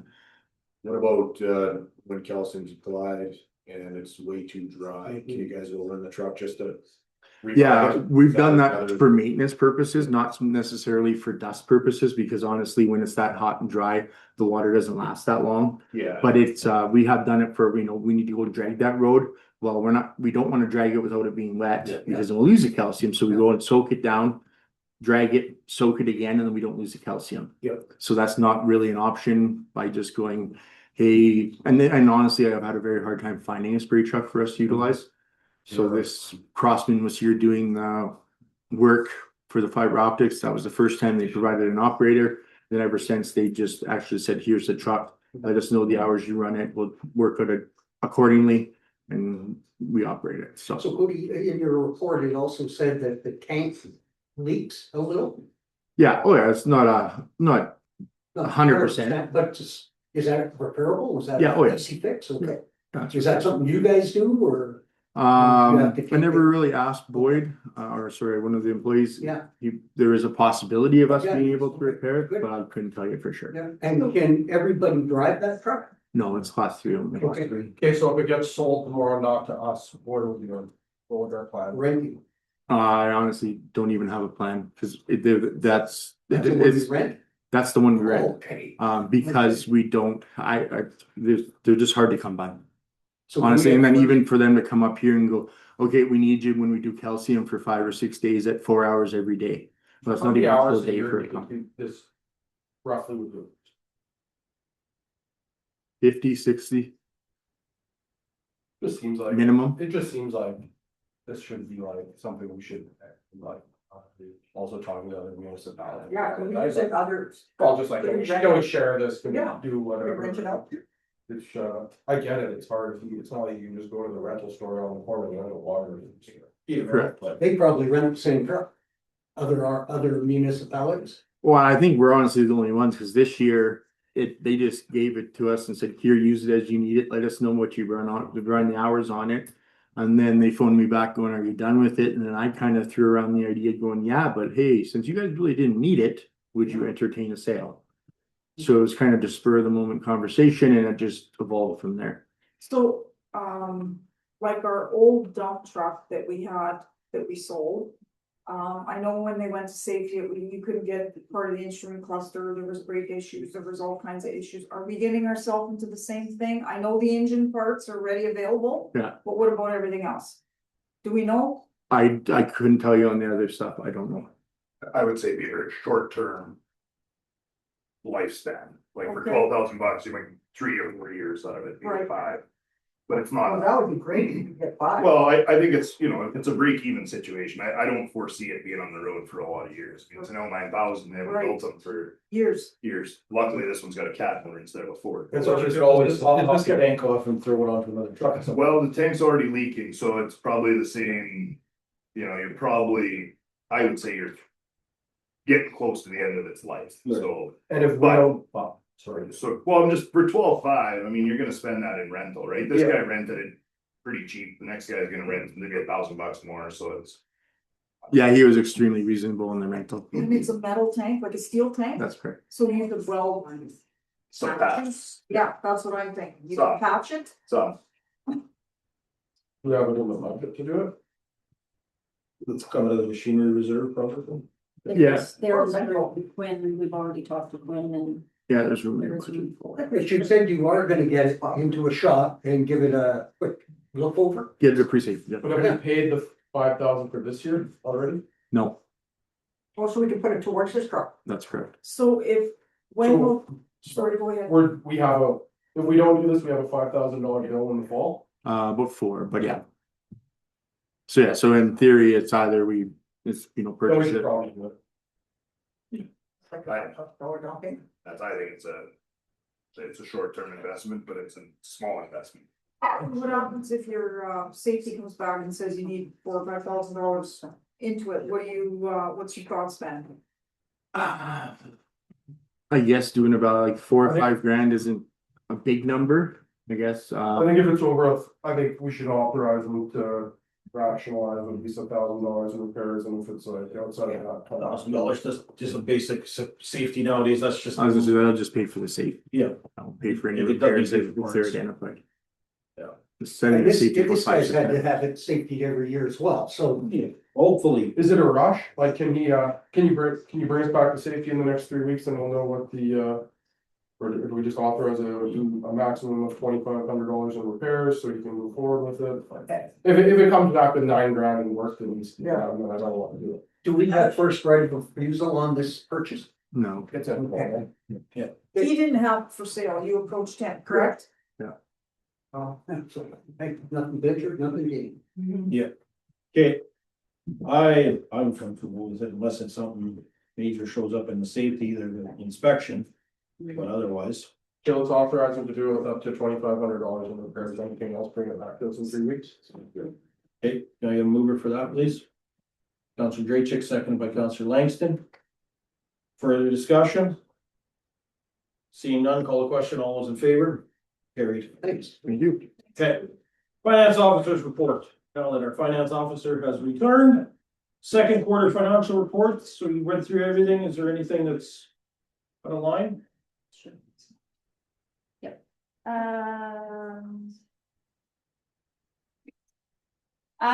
I don't have anything to add, from just that written report that I had attached with the financial statements. Yeah. If questions, I did take a couple questions from Councillor Langston yesterday, which I responded to. He did note that in the grants and memberships, it's like $50-some thousand over our budget. I explained because that's where that AIS grant money that we received, $52,000 from the payments, which I've set up as a payable to Sandy Lake Water Protection Working Group. So we'll cut that check once they do, when their project's over and they do their financial reporting. Yep. The same idea as last year, so that's why that's showing. You just have to show it as the expense on our side, but we have received the revenue on there already, so it just is regular procedure kind of. We'll be over in one revenue and over in one expenditure. Last year, there was, we had to give some of that grant money back. I presume that grant money is being used up before our grant money for wages and stuff, like they're looking after They've purchased the hot seat, they've purchased a bunch of stuff already for the decon stuff. so So they've done all that already. They've taken the training in Brandon. So it'll be, what the province designates as a self-decontamination. And, so they've done all that stuff What already. did they designate? Self-decontamination. So it's the same as if you have a canoe or kayak. Yeah. And you take a hot seat to it and you decon it yourself. Yeah. And then you take it to an inspection station and they walk it through. It's clean, drain, dry. Yeah. And There you go. you're good to go. Yeah. And so that's the provincial laws. So you're having a meeting tomorrow and I'll get all the information on it. just as long as it's being used for something. Exactly, because I think 18 or 20 grand went back last year. Yeah, and we gave them a grant for wages, so they must use that money first, and then if it runs out, then they. You bet. Yeah, they didn't get the Canada Summer Jobs Grant for summer students, but they did get, they also got the one for Green Team students. So. Okay, and then there's the unaudited financial statements on there. Everybody read through that. I need a mover for that to get that on the table, please. Councillor Draychick, seconded by Councillor Langston. Any discussion on that? Questions? Quinn, there's nothing on there that you're happy with where we're at? Not really, no, sorry, I am happy with how it is. The only thing I would know, just the summer holidays, like I was away and then Cody was away, so it wasn't like as thorough as I wanted it to be as far as public works goes, but he did mention that the whole contract is coming to an end, and supervisor needs to be done, so And paving is coming up, paving is borne by reserves, it'll be a very tight budget with that, but we are aware of that already. Adjustments as we need, if we need, so, yeah, normally I just give you like a little bit more on the projects, cause like we're at the middle of August kind of. Or more than half done, so. Hoping now I'll probably sit down and be a little bit more thorough with that, but I have a good glance with how much we spent, what we have left, and what's typical for the year. And the bigger projects that we are watching closely, I have no red flags to report now. Okay, any questions? Further discussion? Seeing none, call the question, all those in favor? Carried. Okay, moving on to 7 now. Done that, 5, 6, done, 7. 7.1, development officer report.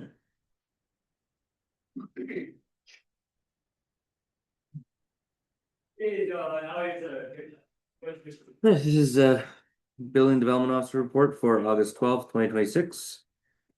Since making this report, the time that this report was done, we were sitting at 36 permits. We're now actually at 39. But since making this report, we were sitting at 6 dwellings, 6 additions, 13 accessory buildings, 4 renovations, 5 deck permits, and 2 demolition permits. We are sitting at 11 variations, 2 conditional use applications, 2 zoning bylaw amendments, and the 1 development plan bylaw amendment. To date, we are sitting at, or since making this report, we're sitting at a total revenue of $21,430.40. Perfect. So, On par? yeah, I did put a permit list there in relation to the last couple of years. It fluctuates quite a bit, depends. We've gotten more permits now, but they're smaller permits. So when you're getting decks and demolition permits, renovation permits, they seem to be not as expensive, so. Okay. Questions?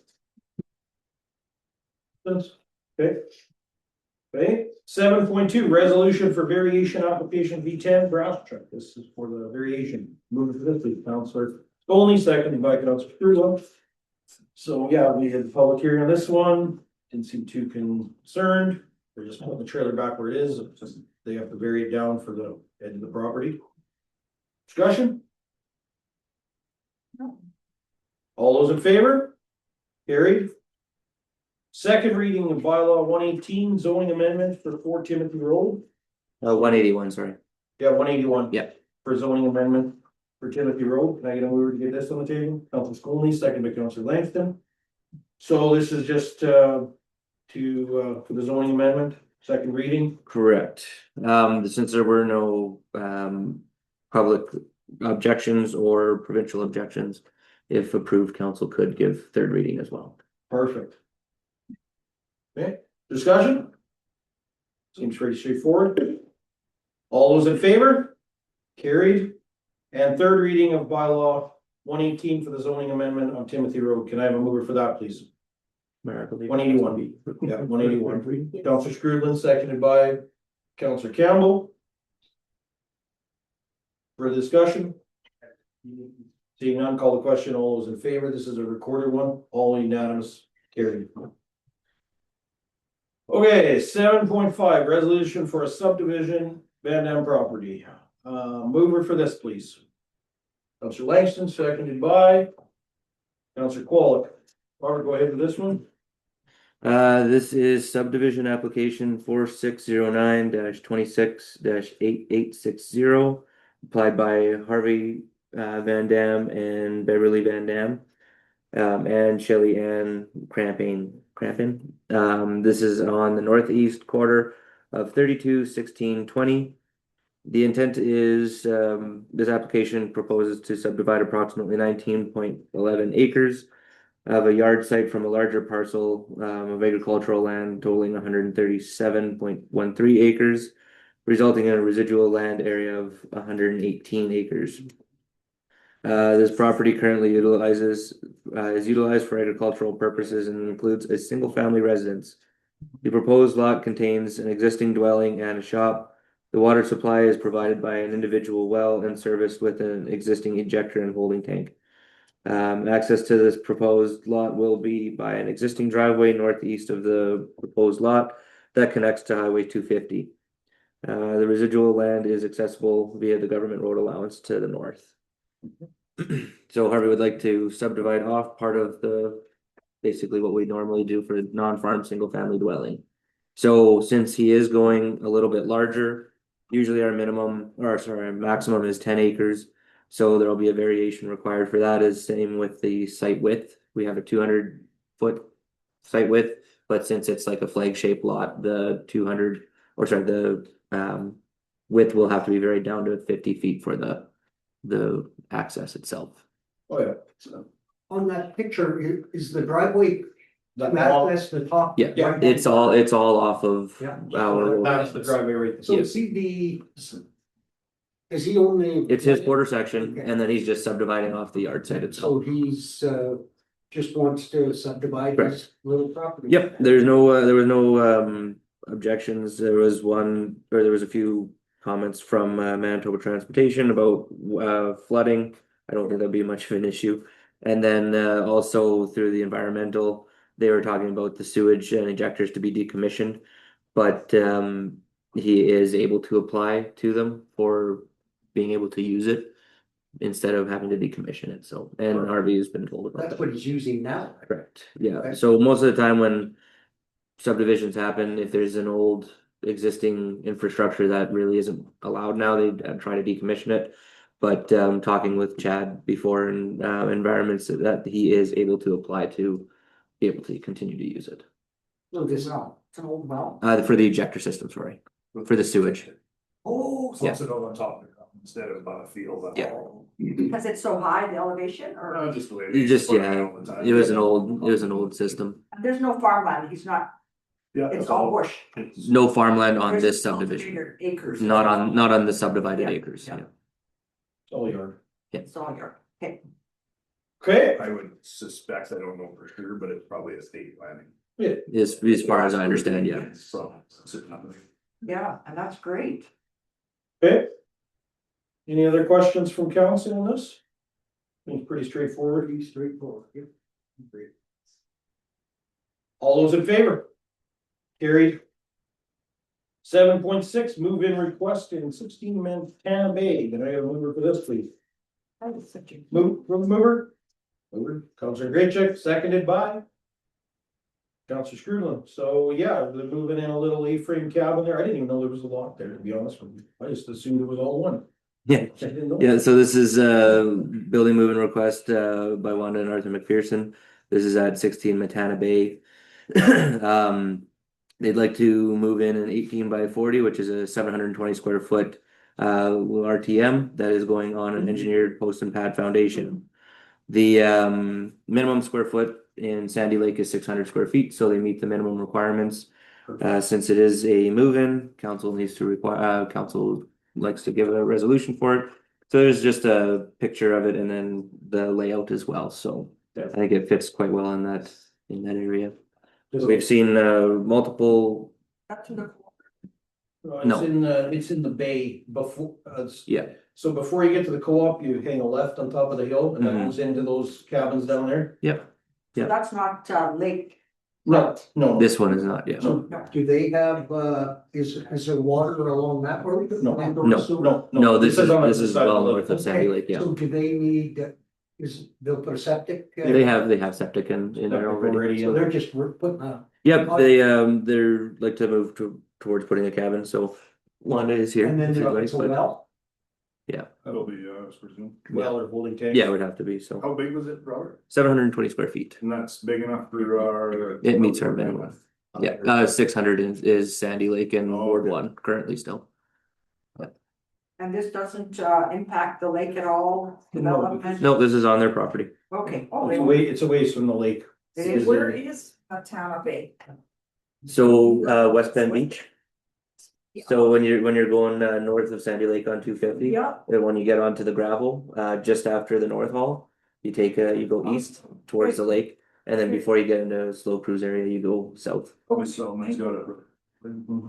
there's a few cottages there that are Yeah. on the lake. Yeah. But some are on the lake. Yeah, when you go around the bend, it goes back to the lake. development on the lake there, but I guess. This is not on the lake, this is. No, no, I'm just, yeah, I'm sorry. No, It's this is great. it's an existing. Yeah. It's existing. Yep. Yeah, straight up. But that's a private property too, isn't it? Yeah, there's a whole bunch of lots actually up there that were for sale. When it was all developed, so. Is it a co-op? No, this is not part of the co-op. Oh, okay. Past is the co-op.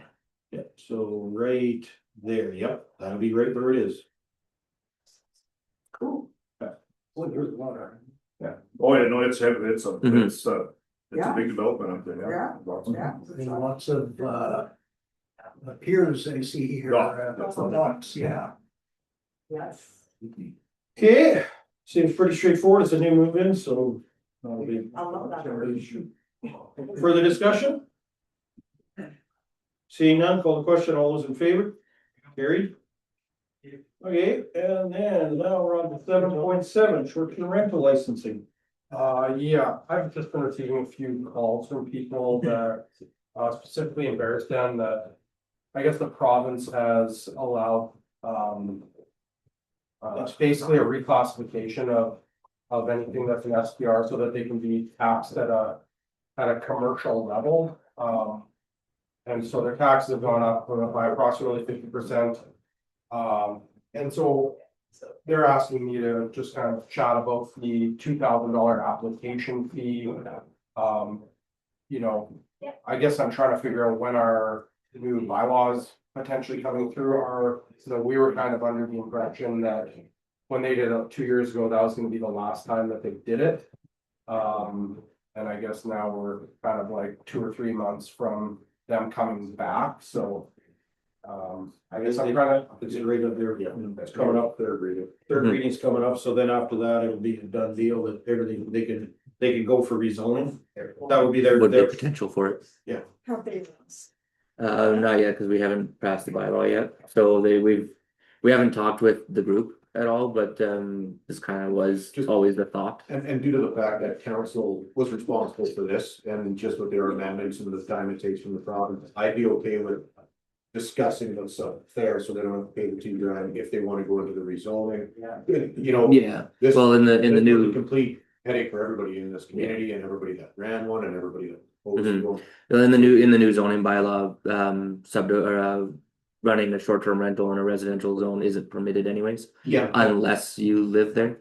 Yeah, So that's the and only- just the way they're developed too, they got the support from the immediate neighbor, for the rezoning, so I would be okay with either waiving it or coming up with something that's fair, just due to the fact that we made changes, which took up more time for us to get here, leaving them a few months away. So, okay, so are they gonna be in I guess like, are they gonna be in like a lurch situation where?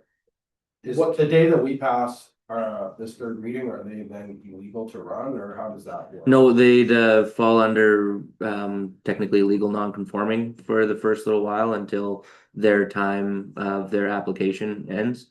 So anything that was permitted under the old zoning bylaw is still able to be used. But we did have end dates on those conditional uses. Okay, so the conditional use, I think a lot of them come up in the fall. They were Mhm. kind of like our first meeting 4 years ago. That's been 2 years and 2 years. What happens on that date? Technically, their conditional use would expire and they would have to then apply to possibly go under one of the new zones. So then if they're going in for a rezone, what type of timeline in the best case and worst case scenario would that take? Since they are already in a neighborhood area under our new development plan, they would just have to rezone for the possibly new area. So it'd be the residential special that's And how proposed. long in the best case and worst case scenario?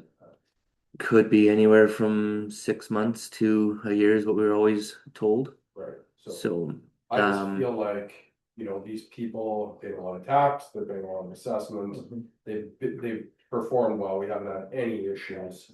So, I don't know, my thought is that we should at least consider, granting them like a 12-month.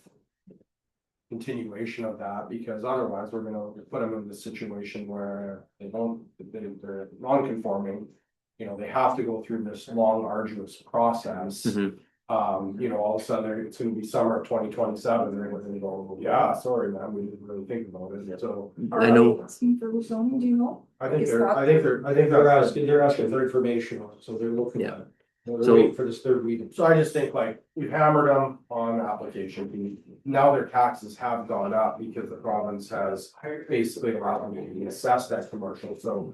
You know, preliminary conversations that I heard from a few people are that their taxes have gone up by $2,000. Mhm. So now they're like, okay, I'm paying a $2,000 application fee, my taxes are $2,000 higher. And then we're gonna go and kind of like take away their right to do it and give them this, you know, year of lurch, which like. Doesn't do anything for our tourism, doesn't do anything for our relationship with those people.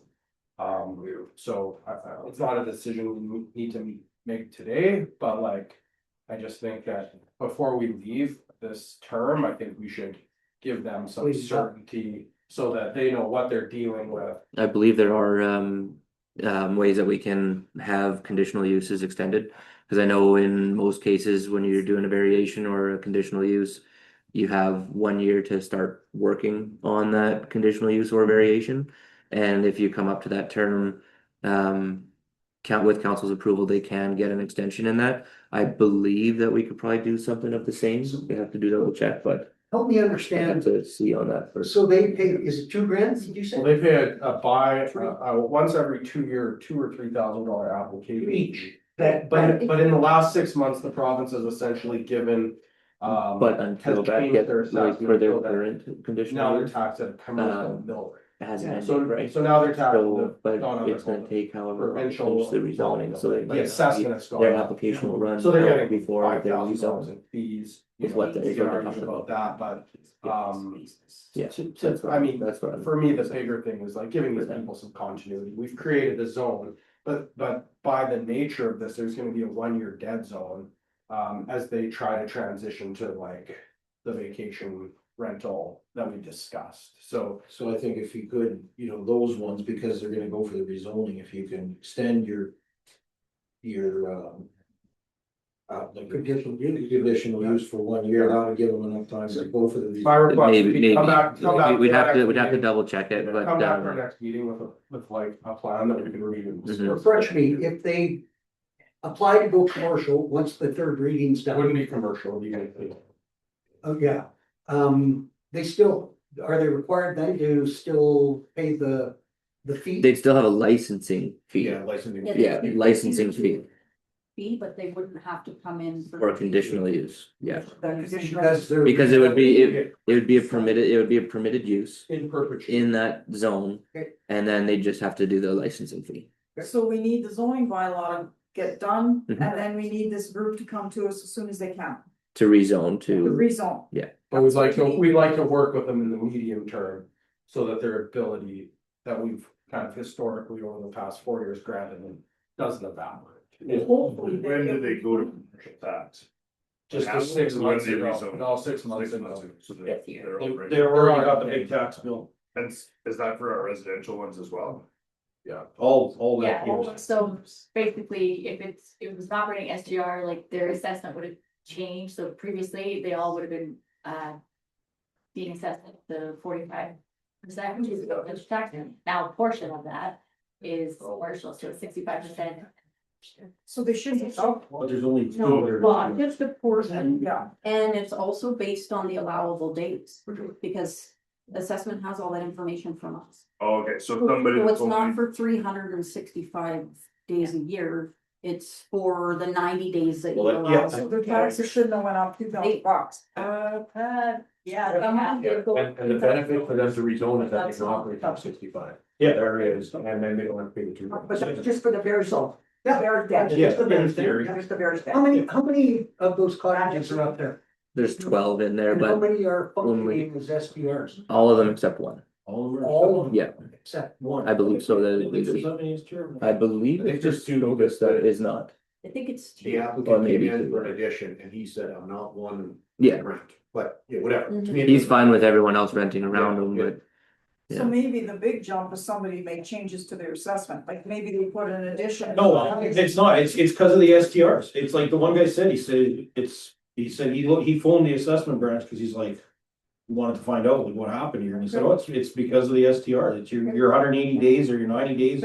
They base that tax off of that. So the one that once you're rezoned, the ones that aren't STRs, don't have an STR license, their taxes aren't gonna change. It's just the ones in there that are operating that are gonna have to pay the bigger tax. So then once their tax bills will actually go up again. Once they rezone, cause then they'll be commercial for 100 or 365 days, as we're right now, they should only be commercial for a portion. It's, Yes. yeah, like technically it's not a commercial zone, Yeah. but yeah, I guess it would all depend on how many days. Then that matters. It's a, yeah, The government has give us the. Hasn't given us. And plus they've gave us the ability to charge a vacation tax. With an That was application announced. fee. What's That that? was announced. Yeah, like, Yeah. so, like some places will be charging them both. Miss Selman, you know that? Sorry. So summer, So like the government is so they've now allowed commercial tax on an STR. Yeah. Plus they've announced that we can now charge a vacation tax or whatever you call it to these people. Holy cow. So Accommodation tax. accommodation tax. So the accommodation tax is 100% us, but the well, the assessment. assessment is not, has nothing to do with us. Well, yeah, no, I because mean, the we get a assessment just portion means of you that get a tax. big chunk. Yeah, but we don't set these. No, but it doesn't, we don't have anything to do with it as far as what it's set at. Yeah. Like, No, that's, no. if they run an STR and you report it's an STR, then they just get it. So those residential ones will go back to residential when their license expires. So, when the conditional use. And there's no way to extend those. Like, once they're done, the conditional use. I believe so, but it would, We could just since it's in a condition, that may be a little bit different. Cause usually we can extend the whole thing, but if it's in a condition, it might be tough to redo it. But like I said, we'll find out and we'll let you guys The know. one that's one where they're living there full time though. Yes, like. That'll be Yes. permitted. No, if you're living there full time. Yeah. And you have a secondary suite. Yeah. Then it's a conditional use to rent out that secondary suite as a short-term rental. So in that case, those people would pay commercial tax plus pay the $2,000 conditional use fee, plus pay the licensing fee. The conditional use application fee for that would be $250. Cause it's just a normal conditional use. Oh, they But wouldn't when- have to pay the licensing. Wouldn't we be permitting them to run a STR? But that, in the old bylaw with the old numbers, that was for a what do we call it, the boarding and rooming house Yes. at the time. So that's what that conditional use was for, as a standalone short-term rental.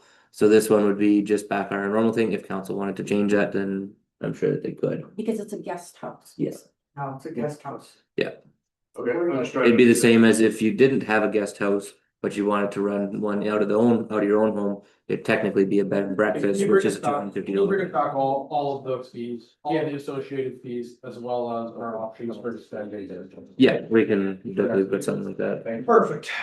I do have a question though for clarification. So let's say theoretically, the area, I'll use Bear's Den as an example. They come and they ask to rezone that. Then are they all paying commercial in there because that entire development has been rezoned? It's being rezoned to residential still. It's still in a residential zone, residential development. It's just their use, so I believe that would be case to case basis at that point. Just double check. Yeah, cause it's like I said, the zone and the designation, so the development plan are both still neighborhood and residential areas, nothing to do with commercial. So the ones that have the license will make the tax. Correct. Okay. Perfect. Okay, moving on. Thanks, Robert. LED of Newdale. Well, we had some turnover at the landfill. They've hired a new, You can keep going. Okay. they've hired a new landfill attendant. So far, things are going okay. There's been conversations about doing some other jobs in Newdale, possibly blowing some snow and stuff. Weren't you looking for somebody for winter yet? Yeah, so we'll see how that pans out over the next little bit, but that's exciting and happening. Otherwise, Newdale is just kind of trucking along there. There's been not much else. Good.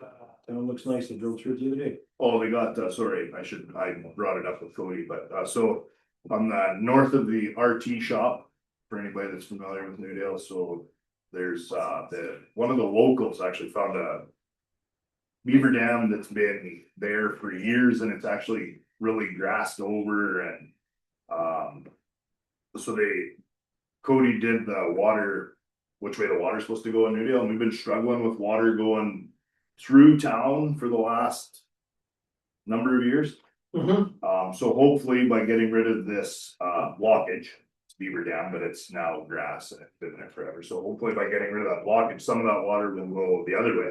So it should in fact help towns, the hope, once it's all looked at, it'll, bring away the curd. Yeah. Right in front of a culvert where the grass. No, it's in a ditch.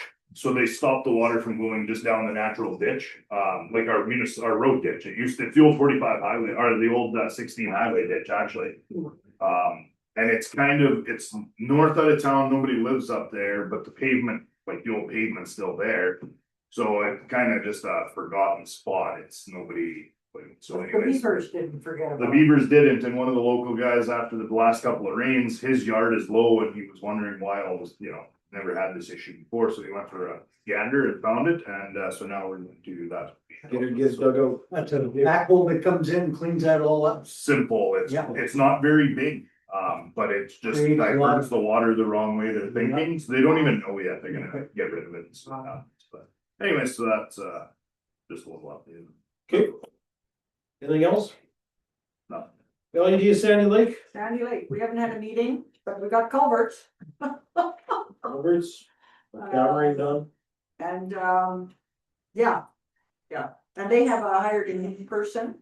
One of our employees, has some medical issues, so we have, I think the Newdale guy's coming over to help our. Well, that was discussed, yeah, Yes, on his yes. when he's not at the landfill, he was looking at. Yeah, so we still have 2 people and they're really working hard. Good. Yeah. Okay, anything to report from Autumn? No. Okay. Water and sewer, nothing there. Actually, may I, Okay. I do have some. So I believe, the name will be changed for that Fairness for Clear Lake, but they've been dealing with the superintendent and their people. And, they are working on an MOU right now. And, there is, engagement already with the, Clear Lake Country yesterday. They met 2 weeks ago with that Fairness for Clear Lake, which they are changing the name a couple weeks ago. And, they'll be meeting with the chamber. Not everybody, just the executive.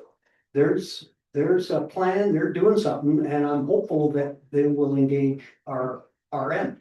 Because we are the gateway to the park. And, there's just a lot of good conversation I'm hearing on moving forward at the national park. So that's a good thing, because they haven't had an MOU there for years. Good. Yeah.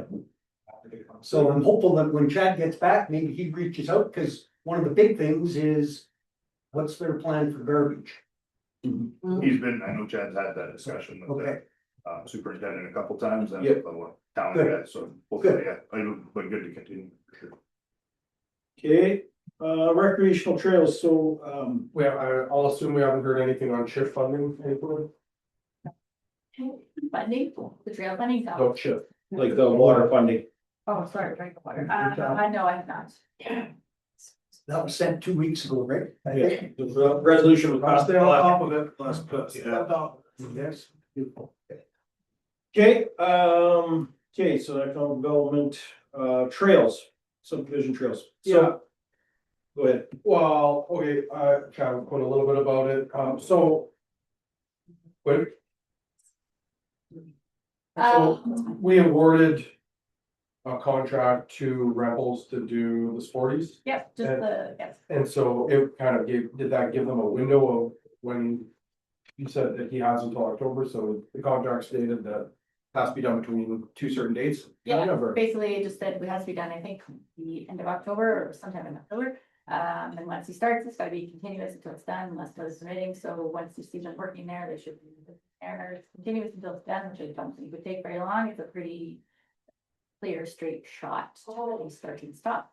And I just spoke with them on Monday, and he originally had thought like mid-August, I was thinking more end of August and just kind of said maybe even after the school goes back or after September long, just for traffic wise. I guess when it gets it up, because it is like right adjacent to the highway and on that turn and stuff, but. I'm not too worried about this, but. And is there anything else in our budgeted trail plan that we made and budgeted for, but it hasn't been completed? Yeah, so this one actually came in lower than we expected, How so, much more? yeah, that's a good question, I should have done that.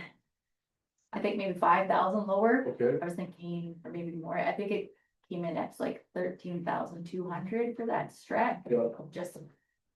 I just kind of did an estimate based on the other ones that we did, but it also, this one was way more true rooty and had to be a lumber excavating stuff, was just having a good foundation to start. So anyways, that sidewalk to down, I So, guess that's Elvin Avenue across from the Fort Michaels. We did have that lined up for 10,000 and I was thinking it's probably gonna be one or the other, so I was expecting another one for 18, so. I think we probably have enough to do it. Do that one as well, if you wanted to do that paved sidewalk, that would be pretty much taking care of the trail budget that we had budgeted. I think it's a good idea. Yeah. I don't like to carry forward budget. I don't like to carry forward budget. Yeah. plus there's somebody doing it already in there. Yeah, that one I think like sort of not only how cheap it would be, just because they're already in the area. So, and we were really just at like the whim of them, like, well, when do you think it's gonna be done? Well, when we get up there, so. Which is fine. But it is fine, and probably the later the better, because it is so congested there, and all of a sudden it does like drop to not very much activity at a certain date. So if, yeah. You secured landowner permission to do that? Yeah, and they were particular about wanting it to not be a limestone path, they wanted it to be a cement path. So I believe Cody had already got like the hydro, done all the prep work for that, so. Okay. Just haven't pulled the trigger on canceling it yet, kind of, because. Well, you haven't even canceled it, so then it's I don't still. think so, yeah, 'cause it doesn't look like they're not up here yet anyway, so Okay.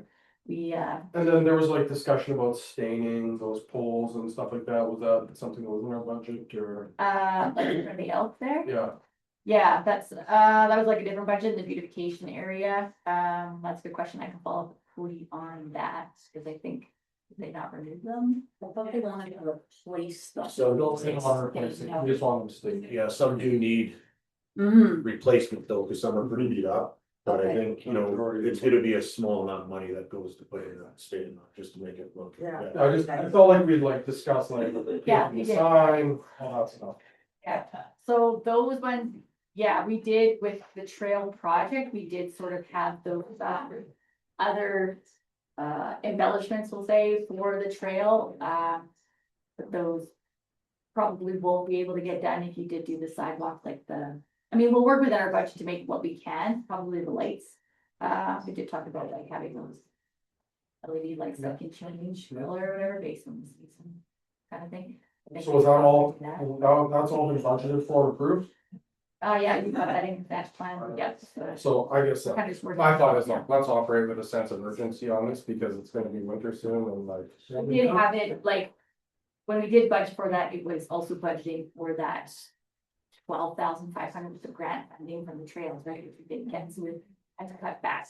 So, but if council like wants staff just to like make best use of the funds with what we have, like with our own municipal dollars, and that would be doing the trail across from 40s and the priority being the sidewalk, and then this, it would be a smaller budget, but just getting what we can for the beautification of that elk area. Yeah, We can do. yeah, I mean, that's what we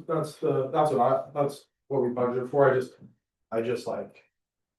Wanna make, like, you know, we make a plan for it and then I'm just like, okay, it's August. Yeah. Is this a going concern? Did we budget for it? I just feel like I don't have a lot of clarity on, so if we budgeted for it and said to go, then like, go spend that money and get it done. Yeah, we were kind of waiting because of like that trail, but you're right, that was a couple of meetings ago, so I can meet up with Yeah, so Cody. it's gonna be too cold to stain and. What was the plan for that path on the sidewalk out here on Elvin, and then for the winter, and then the path that's being built by Rempel? Are we doing anything to, will that just be part of the snow removal from the RM? We Or, haven't got to. because people walk a lot in the winter, I love when they plowed that, No, I- that path in front of poor Michael's all the way to southwest or, the hotel, the Yeah. motel there. we need to stay on trails. It's like, it's important stuff and like, it's really good for our economy and, you know, we just like need to keep making these investments and especially if it's budgeted, I just like do not want to see that money leaking through. Yeah, I think the intention of this new tab is just, it's just an extension of what we did a couple years earlier in Honor Roll and they're maintaining the Victor and like the sidewalk on the number 10 highway is, Winter is not successful, the sidewalk on the number 10 highway, like going up Park Hill. Yeah. Better word. Yeah, we can. Yeah, so it's just basically at the bottom of that and continue on and then you pop up on the shoulder of the number 10 highway, which is also okay. Okay, and then if we can just talk about Ross Point subdivision trail, so are we like, I guess there is two things I want to talk about. One, there is funding for ongoing maintenance, right? You really mentioned that, like you can submit a maintenance plan and there's an opportunity. There, you submit a maintenance plan. Quinn, you've put in the grant applications in the past for maintenance for the trail and stuff. You've done those grants before, to Trail Manitoba. Yeah, I think it has to be like a TCT designated trail. Right. So. So now that we you're are jump back to- TCT, so I just think that we need, now that we've like added these trails, you know. I'm fine with maintaining, they are now in TCT, but I feel like we need to have you know, our admin team needs to have a meeting with them and just like. Understand, number one, what funding is available, so like, you know, winter's gonna show up before we know it. You know, can we get 50% of that winter trail cleaning funded? And then. My second one was just a more of a general comment to council, like I had TCT reaching out to me saying like, we're short on money to get this tractor. That they use to maintain the entire area, like, I feel like we need to kind of, when I was on the TCT committee. There's a huge hesitancy for them to ask us as council for money, they believe that council like, doesn't think that it's important. So they end up just being like strapped constantly with like no operational budget, there's probably 10 municipalities that stretch that trail. You know, if everyone chipped in $5,000, they would have like a real operating budget, because right now they're just at grants, so. You know, it sounds like they've now figured out some money for this tractor, but. So they've got, just over $30,000 between provincial grants through Trails Manitoba grants, and then they had some Living Legacy fund that they could move into that tractor as well. So they're about 10,000 short right now for the purchase of the tractor. So it's a brand new little Coyote tractor with a canopy on it, 3-point hitch, a loader, front wheel assist. It's about 30 horsepower. It'll come with 5-year comprehensive warranty. They bought a mower 2 years ago, so they own the little 3-point hitch mower that goes on the back already. And yeah, basically they started Russell, they mow the trail all the way to Neepawa, and then they do, of course, all the little offshoots off of the trails as well. And they went to mowing it like this twice a year, just because sometimes the RMs don't get it mowed on time and then it grows in really hard.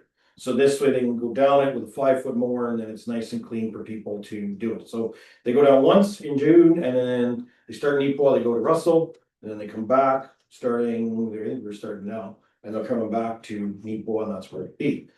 So my thought is if we put a little bit of money into this, maybe this is something that we could utilize a little bit more for our maintenance plan. Yeah, I just think we need to, number one, forever who's around at next budget meeting, like. Communicate with them that like, there is a willingness to participate, because, you know, I was bullying them saying like, you guys need to come to our council and ask for money, because I will support that all day. You know, because it's like, it's no fun being broke, they're maintaining, you know, recreational assets within our municipality, like, should be contributing something. And I think that we should also be, you know, using some of our influence to bully the rest of the council to say like, guys, where there's a continuous trail, you know, let's all chip in $5,000 and like Exactly. help solve this problem, so they're not like coming around hands out. So I guess Quinn, if you could just kind of like make sure we're chatting with TCT and making sure that, you know, we're doing a good job of accessing whatever funding they may have for like maintenance, whether it's in the winter or whether it's in the summer, you know, I mean, in theory, like, you know, we're gonna maintain this trail, like the new addition, but like, if we're gonna be doing that, is there funding, should we be third party? And I just wanna make sure that we have like a sound relationship with them and we're not leaving them on the table. Yeah, I did, I have talked through email with, Elsa, Ilsa? Ilsa, Okay.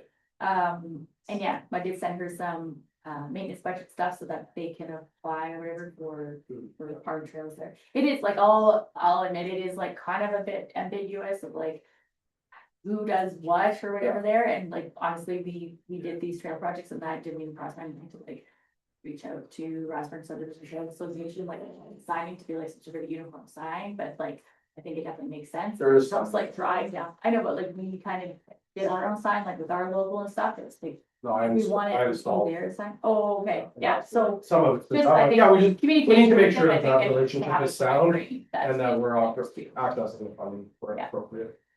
Yeah. Yeah, Okay, thank you. and then, did you know Public Works looked into that slide that was on the trail by Rackham? Did they get a report put together on that? Okay, I haven't heard. we'll have to look into that as well. I don't know how much the trail slid there. I know there was reports of it and it's marked. But I don't know what the damage was from those June storms. I know other municipalities that had damage on the trail, they went through DFA funding to repair their damages.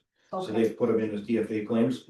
Rossburn, Riding Mountain West, Rosedale has put in DFA claims. What's DFA stand for? Disaster financial assistance. So this way, then it gets covered hopefully through the province if any of the claims are approved, so. And did their RM have to claim a disaster? No. Then maybe we should be doing the same? Well, Yeah. yeah, you can, and that's why I wanted, that's why I wanted Public Works to get a report on how much that trail slid. Yeah. It's by the cemetery at Rackham. You can double check with Kate as well, because she was working on some DFA stuff for Chad. Yeah. So I'll see if she did put anything in. Yeah, so because we could look at doing that as well, so. Okay. Put it on service tracker, then you know. Okay, 14 was communications. Everybody read that letter. I emailed him back, just some of the comments that, I forwarded this to the meeting, and then Cody ran through it all and just kind of explained a few things, so. yeah, I think he didn't understand some stuff. Yeah, and I think, well. It's like you say, staff needs to explain it a little bit more to some of the ratepayers and what's going on. Yeah. Okay, where are we at here? Bylaws, first reading. Autumn Crescent, closing public reserve. First reading of this bylaw, so this was discussed last meeting. Closing it as a public reserve and then opening it up to possibly the subdivision. Right. Mover? Me. Counselor Langston, seconded by Counselor Screwland. So everybody read through that, everybody's good, any questions? Do we have anything, like it says that, the individual entered into agreement with the RM years ago, so how did they all end up with us? Like, what happened?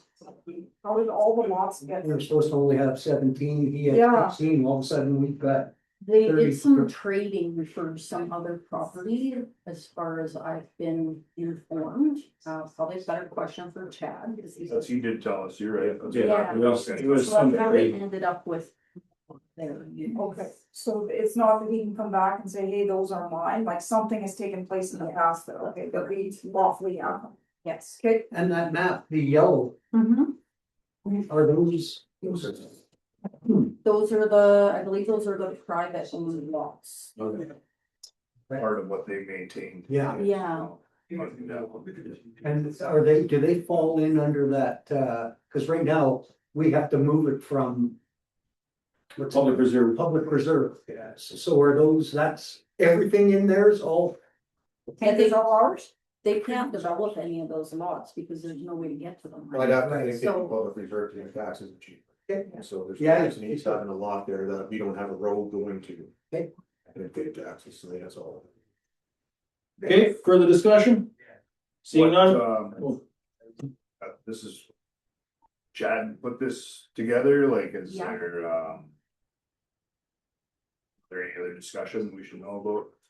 Or change, doing anything, or this is just, This is just first reading of the bylaw, then it'll go for circulation and come back for us. He's laid out the options. Yeah. Keep his municipal land for now, keep his public reserve. Withdraw from the public reserves. So Chad comes back, we roll it, and that's what we get us going on. Just Yeah, do you have make any sure other if there's any, questions based off of this report? Because It's got to go to the minister, he could have a comment. I mean, Chad's given us this. Yeah, he's Yeah, got the I just whole was curious, process. there's some options there that he was Well, but his option one is keep his municipal land, so. It does not do nothing. So I'm just wondering, is that his recommendation for now, or is he, I don't think he's given a recommendation. I've been pushing on this. We've been talking about it forever. It's like a bunch of cabin lots. It's not like this can be used for like a shop at some point in the future. And I just think we're still not selling it, right? We're just getting it out of public reserve, so it can, like, the longer we let the poplars grow in, the worse it's gonna be. So I just see no reason that we don't get it up to its like highest and best use. You know, if the economy's coming back here, someone would wanna buy this. So I just feel like the longer we don't move forward on it, not happening now, we might not have it. You can't do anything if it's at public reserve. Exactly, so the thing is, we're moving it from public reserve, we're making, it's still gonna be municipal land, the municipality can do whatever they want with it. We're just taking it from public reserve into actually, And then there's. So we can actually make a exercise decision. law. yeah. This Yeah, could take a couple of years. could take some time, yes, Remember, you need a lagoon that can hold all this new development as well. exactly. Perfect. yeah, so That's right. I'm just That's right. like, if, The minister could say, no, so I mean, this is where. It'd be nice to have Chad here to. Okay, we'll defer this till the next council meeting. For what though? Well, to have a long-term plan, because there's no use doing all the legwork if we have if there's no desire to increase lagoon capacity and water capacity to the area. Then what is the point of spending a whole bunch of time and resources? We already spent 10 grand there. Yeah. Being public reserve, I don't understand why we can't continue to improve it by working at the road and making it more accessible. Can we do that, you know? Like, we obviously mowed it. But why We spend must be money able on to- it if we don't wanna sell it? I'm all for trying to sell eventually, I just don't know what exactly he had in mind, like Councilman Graycheck, I'm just saying step one, you know, just of. What his options were, I guess, sorry. Well, Yeah, it's- yeah, it's curious nothing. on- Yeah, and I agree is that we can still maintain beautifying it. Well, why do it? But if we're what not are, gonna well, sell it? again, oh no, I'm all for His selling. option is if you don't take it, if you put it in public, take it out of public reserve, then we've got to think about the roads and hydro. Okay, so let's just defer this to the next council meeting, you guys think about what you wanna do there. You can talk to Chad when he gets back and make a plan, and then we can discuss it at the next council. So, like, maybe Robert. Should talk with Chad too, and like, how many lots are available in Onmo right now? Like, is there 200? Is there 100? Is there 10? I don't know those numbers, so maybe you and Chad could work together and come up with. You know, here's what is for sale in Onmo area, here's what lots are selling for. In the development plan, that development plan is that the development plan on the gentleman right here with the big slides? There was 500 and some lots then. And when did we get on? 22, 23 that were available then in his report? No, that's like it changed too. Was that in the RN? That's No. when we had. So was that those just for here, here? Just up here. Up here, the zoning. And so we should find out like what a comparable lot is selling for. If it's selling for $20,000, we can't go and sink. 250,000 into these, cause we're not even gonna break even, but if the lots are selling for 60 grand and we can make some money or sell it to a developer and make some money either way, but. We should have a plan in place, like what is. Or am I wrong? Like, what do you guys think? I'm just saying, we're gonna defer this to the next meeting and let you guys kind of think about it. You gotta talk to Chad between now and the next council meeting, and then we can bring it back, and if we wanna move it forward, we'll move forward. Is this what the golf course did? They used to have that green space, paid less tax, and then when he sold he had a buyer for the property, he had to go through this process. Robert. To a point, he did in Poplar Ridge, all the lots that he didn't sell initially. He did end up changing into the golf course land. Yeah. So when he started getting more interested, he subdivided out part by part. But it's a long process for Yeah, him, just, anyways, 'cause that was always zoning, but this is just. Yeah, so you guys talk it over Chad, and then you guys make a because decision. housing is a big thing here. Yeah, just, And if we continue, if we're gonna grow, and based on some of the stuff I've seen and I'm hearing. There's a plan, they've got a 20-year plan that's gonna happen with that national park here. Good. And those groups. And that is gonna encompass Minnedosa, Nepal, Dauphin. It's gonna encompass a rather large area. Well, hopefully They're their going after plan- tourism. Hopefully they let us know what their plan is. And that's gonna incorporate all these municipalities and towns, and they better let us know what it is, so we can get on board for it to, so. Start. Whoever's sitting in at these meetings better let us know what's going on, cause I'm clueless of the 20. Yeah, I'm just hearing conversation and they've met. My position is, I mean, this has been tipped right here. I mean, Well, we keep talking about it, but we don't have a plan. well, the plan is either sell it to, I think we should sell it to a developer. Well, is that everybody's plan? Is that, I mean, it's on the table, I just don't know why we're leaving it. And you can't unless we move it from public reserve. I think council just needs time to think about this and talk to Chad. and- what it's worth? then- You wanna have a good plan. Yeah. Yeah, we don't wanna go to it. I just don't think we need to do all the work if we're not gonna have a plan, so maybe we need to engage a realtor and say, okay, like. If this was ready, what's it worth? Cause if they tell us it's worth, I don't think we should be the developer, there's two options, either sell it as a developer or not. I'm not saying we have to be the developer, but we should have an idea of what it's worth. Yeah, Do you own a property with not knowing what it's worth? exactly. I know what all my properties are Well, worth, cause I I pay mean, tax on them, but The reason this that- is, we don't the know reason what I this become is. worried about this because our basis is zero, and I look at what our potential tax revenue could be. So to me, it's like, I'm not saying that we go and start putting hydro lines in, I'm saying we change it in out of public reserve. And then we go offer it to the highest bidder, and Paying taxes on it. then they'll be paying taxes. But what if we don't sell We'll sell it. You don't think that people are gonna wanna buy 16 lots at a it? market? Subdivision's denied. And wasn't there something in that? Similar to what was happening The work's already behind me done. in South Bay, Yeah. there's houses there. And let's be honest, if this council doesn't want any more development because of the expense of, enhancing our lagoon or, well, then we're stuck at being stagnant. You can't do that. You can't do that. So then taxes go up to pay for everything else that's going up. I think that's just absolutely foolish. I think eventually our lagoon is gonna have to be enhanced. And now we can have more development to where our tax base is going, and that has to happen in Sandy Lake, I hope, and Newdale, I still want development there, but obviously it's just not a sought after the town, unfortunately, but yeah, no, we gotta. I would like a lot more information, and I'm not opposed to selling it off to a developer, but again, we need to know what exactly it's worth. What are the costs of a lagoon potentially, to withstand another 16 to 30 or 50 to 100 lots? Last meeting, we just had a lagoon issue where we can handle what we already had, so we need Exactly. to have we need to Plan. start Some vision. building And a a plan. vision, right, Yes. exactly, so that we're not just winging it, so. Reacting.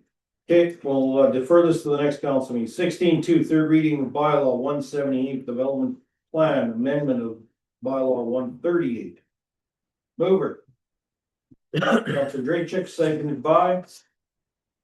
Counselor Skolny, so this is just the third reading of our bylaw. We got the letter back from the province, all good? Yep, this is we had some amendments for the short-term rental in our new development plan of 138, so this was just to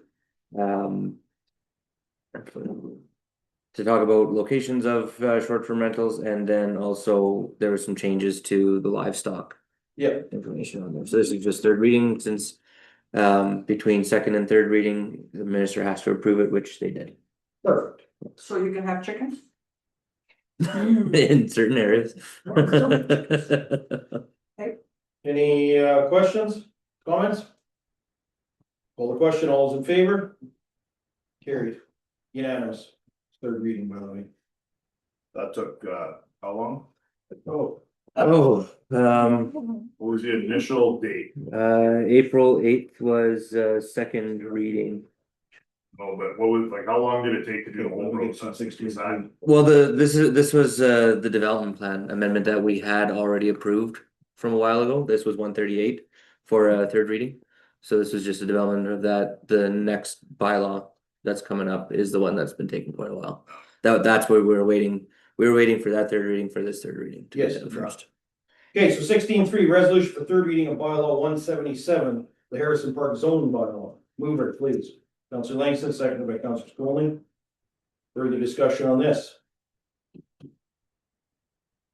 So there's nothing attached. I presume there was no changes between the second reading, or was just getting the minister's approval? Yes. We were waiting for, the approval of third reading of 178, the one that we just did, because they tie in together with the short-term rentals and the livestock. Okay, so there's as no well. change. So Yeah, if we didn't have to wait for third reading of bylaw 178, we could have technically done second reading of this bylaw back in April. Good, yeah. Okay. April. Yeah, Further discussion? Yeah. yes. Yes. All those in favor? Carried. We take a quick recess and then we will come back with 17.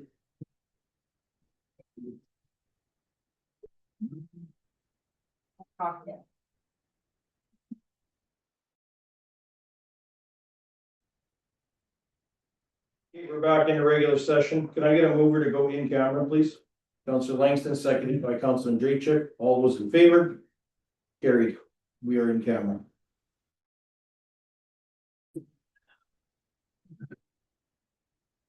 Okay, we're back to regular session. We had just got a couple more things to deal with here. So 17 business arising from delegations about the gate. Councillor Campbell. I give notice of motion, by myself, Gloria Campbell, give motion, to introduce a motion on September 2nd of the regular council meeting to reconsider motion 2016-186 being the following motion. That the municipality of Harrison enter into a permission agreement with Daniel Wojny as hereto attached, Schedule A, which was originally defeated on July 2nd, 2026 council member. The intent of this motion is to reverse the decision and support the permission to lease the road allowances, Northwest 7 1919 WP to Daniel Washington. Thank you. Okay. That was number 20, which is the notice of motion. So do you want to go back to the? Yeah, okay. That was number 20. Yes. Okay. So then business arising from delegation, so that was. Can we also direct Public Works to go assess this said pile of rubble that is making it difficult for a fence to go down the roadway? Side of the roadway, please. Yes. Let's figure out if that's ours. If it is, we're gonna look at rectifying that. Okay. Okay. Okay, anything else with that? On the delegations? So are you instructing me to get Public Works to do this? Yes. And do you want me to do anything else with it? No, we just want to measure it. We wanted to assess. Make sure it's. You're, Oh, yeah. we're authorizing. What's that? We'll walk. Yeah, yeah, so you're authorized that you're gonna send a letter. To Mr. Wojny, You're gonna give him permission To put a lock on this gate. to put a lock on the gate temporarily Until further notice. until further notice. Okay? Yeah. Thank you. Okay, anything else with that? Okay, council's privilege. Before we adjourn here. Council's privilege, start with you, Mr. Andrejchik.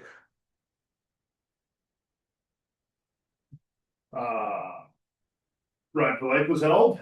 Did I do this last time? No. Okay, Ride for Life was held a couple weeks ago. Fantastic organization, fantastic day. Had a horse ride Friday night and Saturday, had a new trail, thanks to all the old landowners that allowed the new trail. Haven't had final numbers back yet, but it's looking like we're gonna be in that $22,000 to $25,000 raised for the day or for the weekend.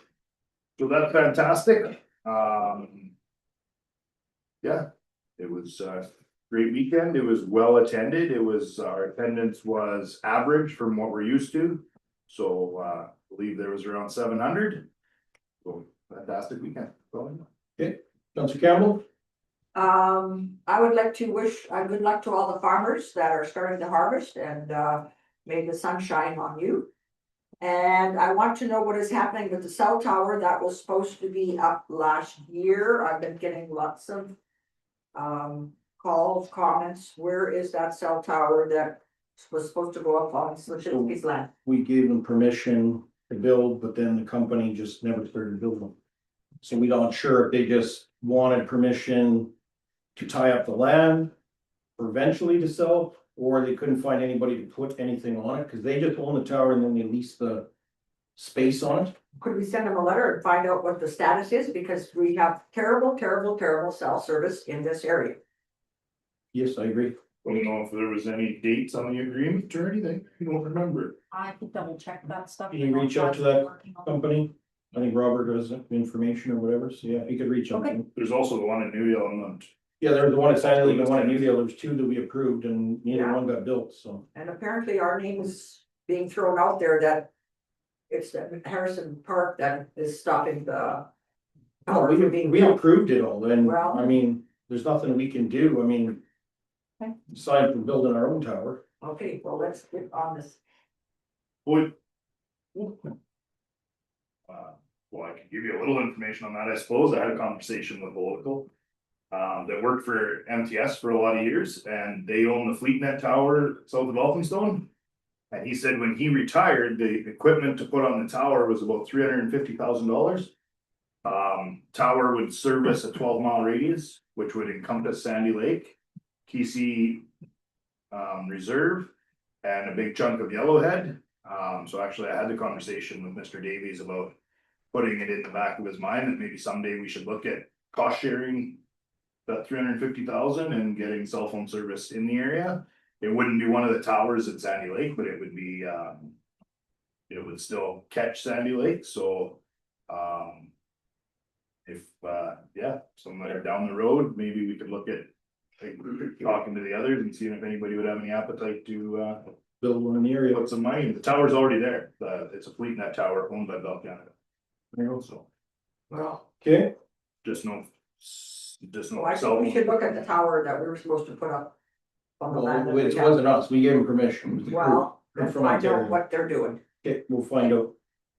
Counselor Langston? Yeah, we got two big events coming up this week. We got the Wagon Mountain Triathlons in the park that make a big impact in our region and Tamarack Golf Tournament, so. Big thank you to the volunteers that participate and best of luck to the athletes. Okay, Counselor Kwolek. Sandy Lake Lions Club put on an excellent early supper on Saturday with the broken hole sheep playing and providing entertainment. It was great. Fantastic meal. Okay, Counselor Screwland. Councillor Langston said everything that is happening in our community over the next week and a half to 2 weeks. Okay, perfect, Counselor Skolnick. Yeah, it wasn't Western Days this weekend at Sandy Lake, but it was busy in town. We had the Friday lunch, the handy van and co-op put that on, so that was a good fundraiser for the handy van, well attended. And then, yeah, we had stuff on all weekend, like there was some people around all weekend, it was good, the supper was great. Way more attended than I thought it was gonna be, so that was good. And then, just reminding everybody that election's coming. Get in, get your papers, talk to other counselors, what it's all entailed, and do your research and keep thinking about it, people. That's all I keep sharing that message that, you know, people, if they were interested in running, come in, get your papers and get the ball rolling. Okay, with that, can I get a mover to adjourn this council meeting? Councilor Screwland, seconded by Councilor Kwolek. All those in favor? Carried. You are adjourned. Thank you.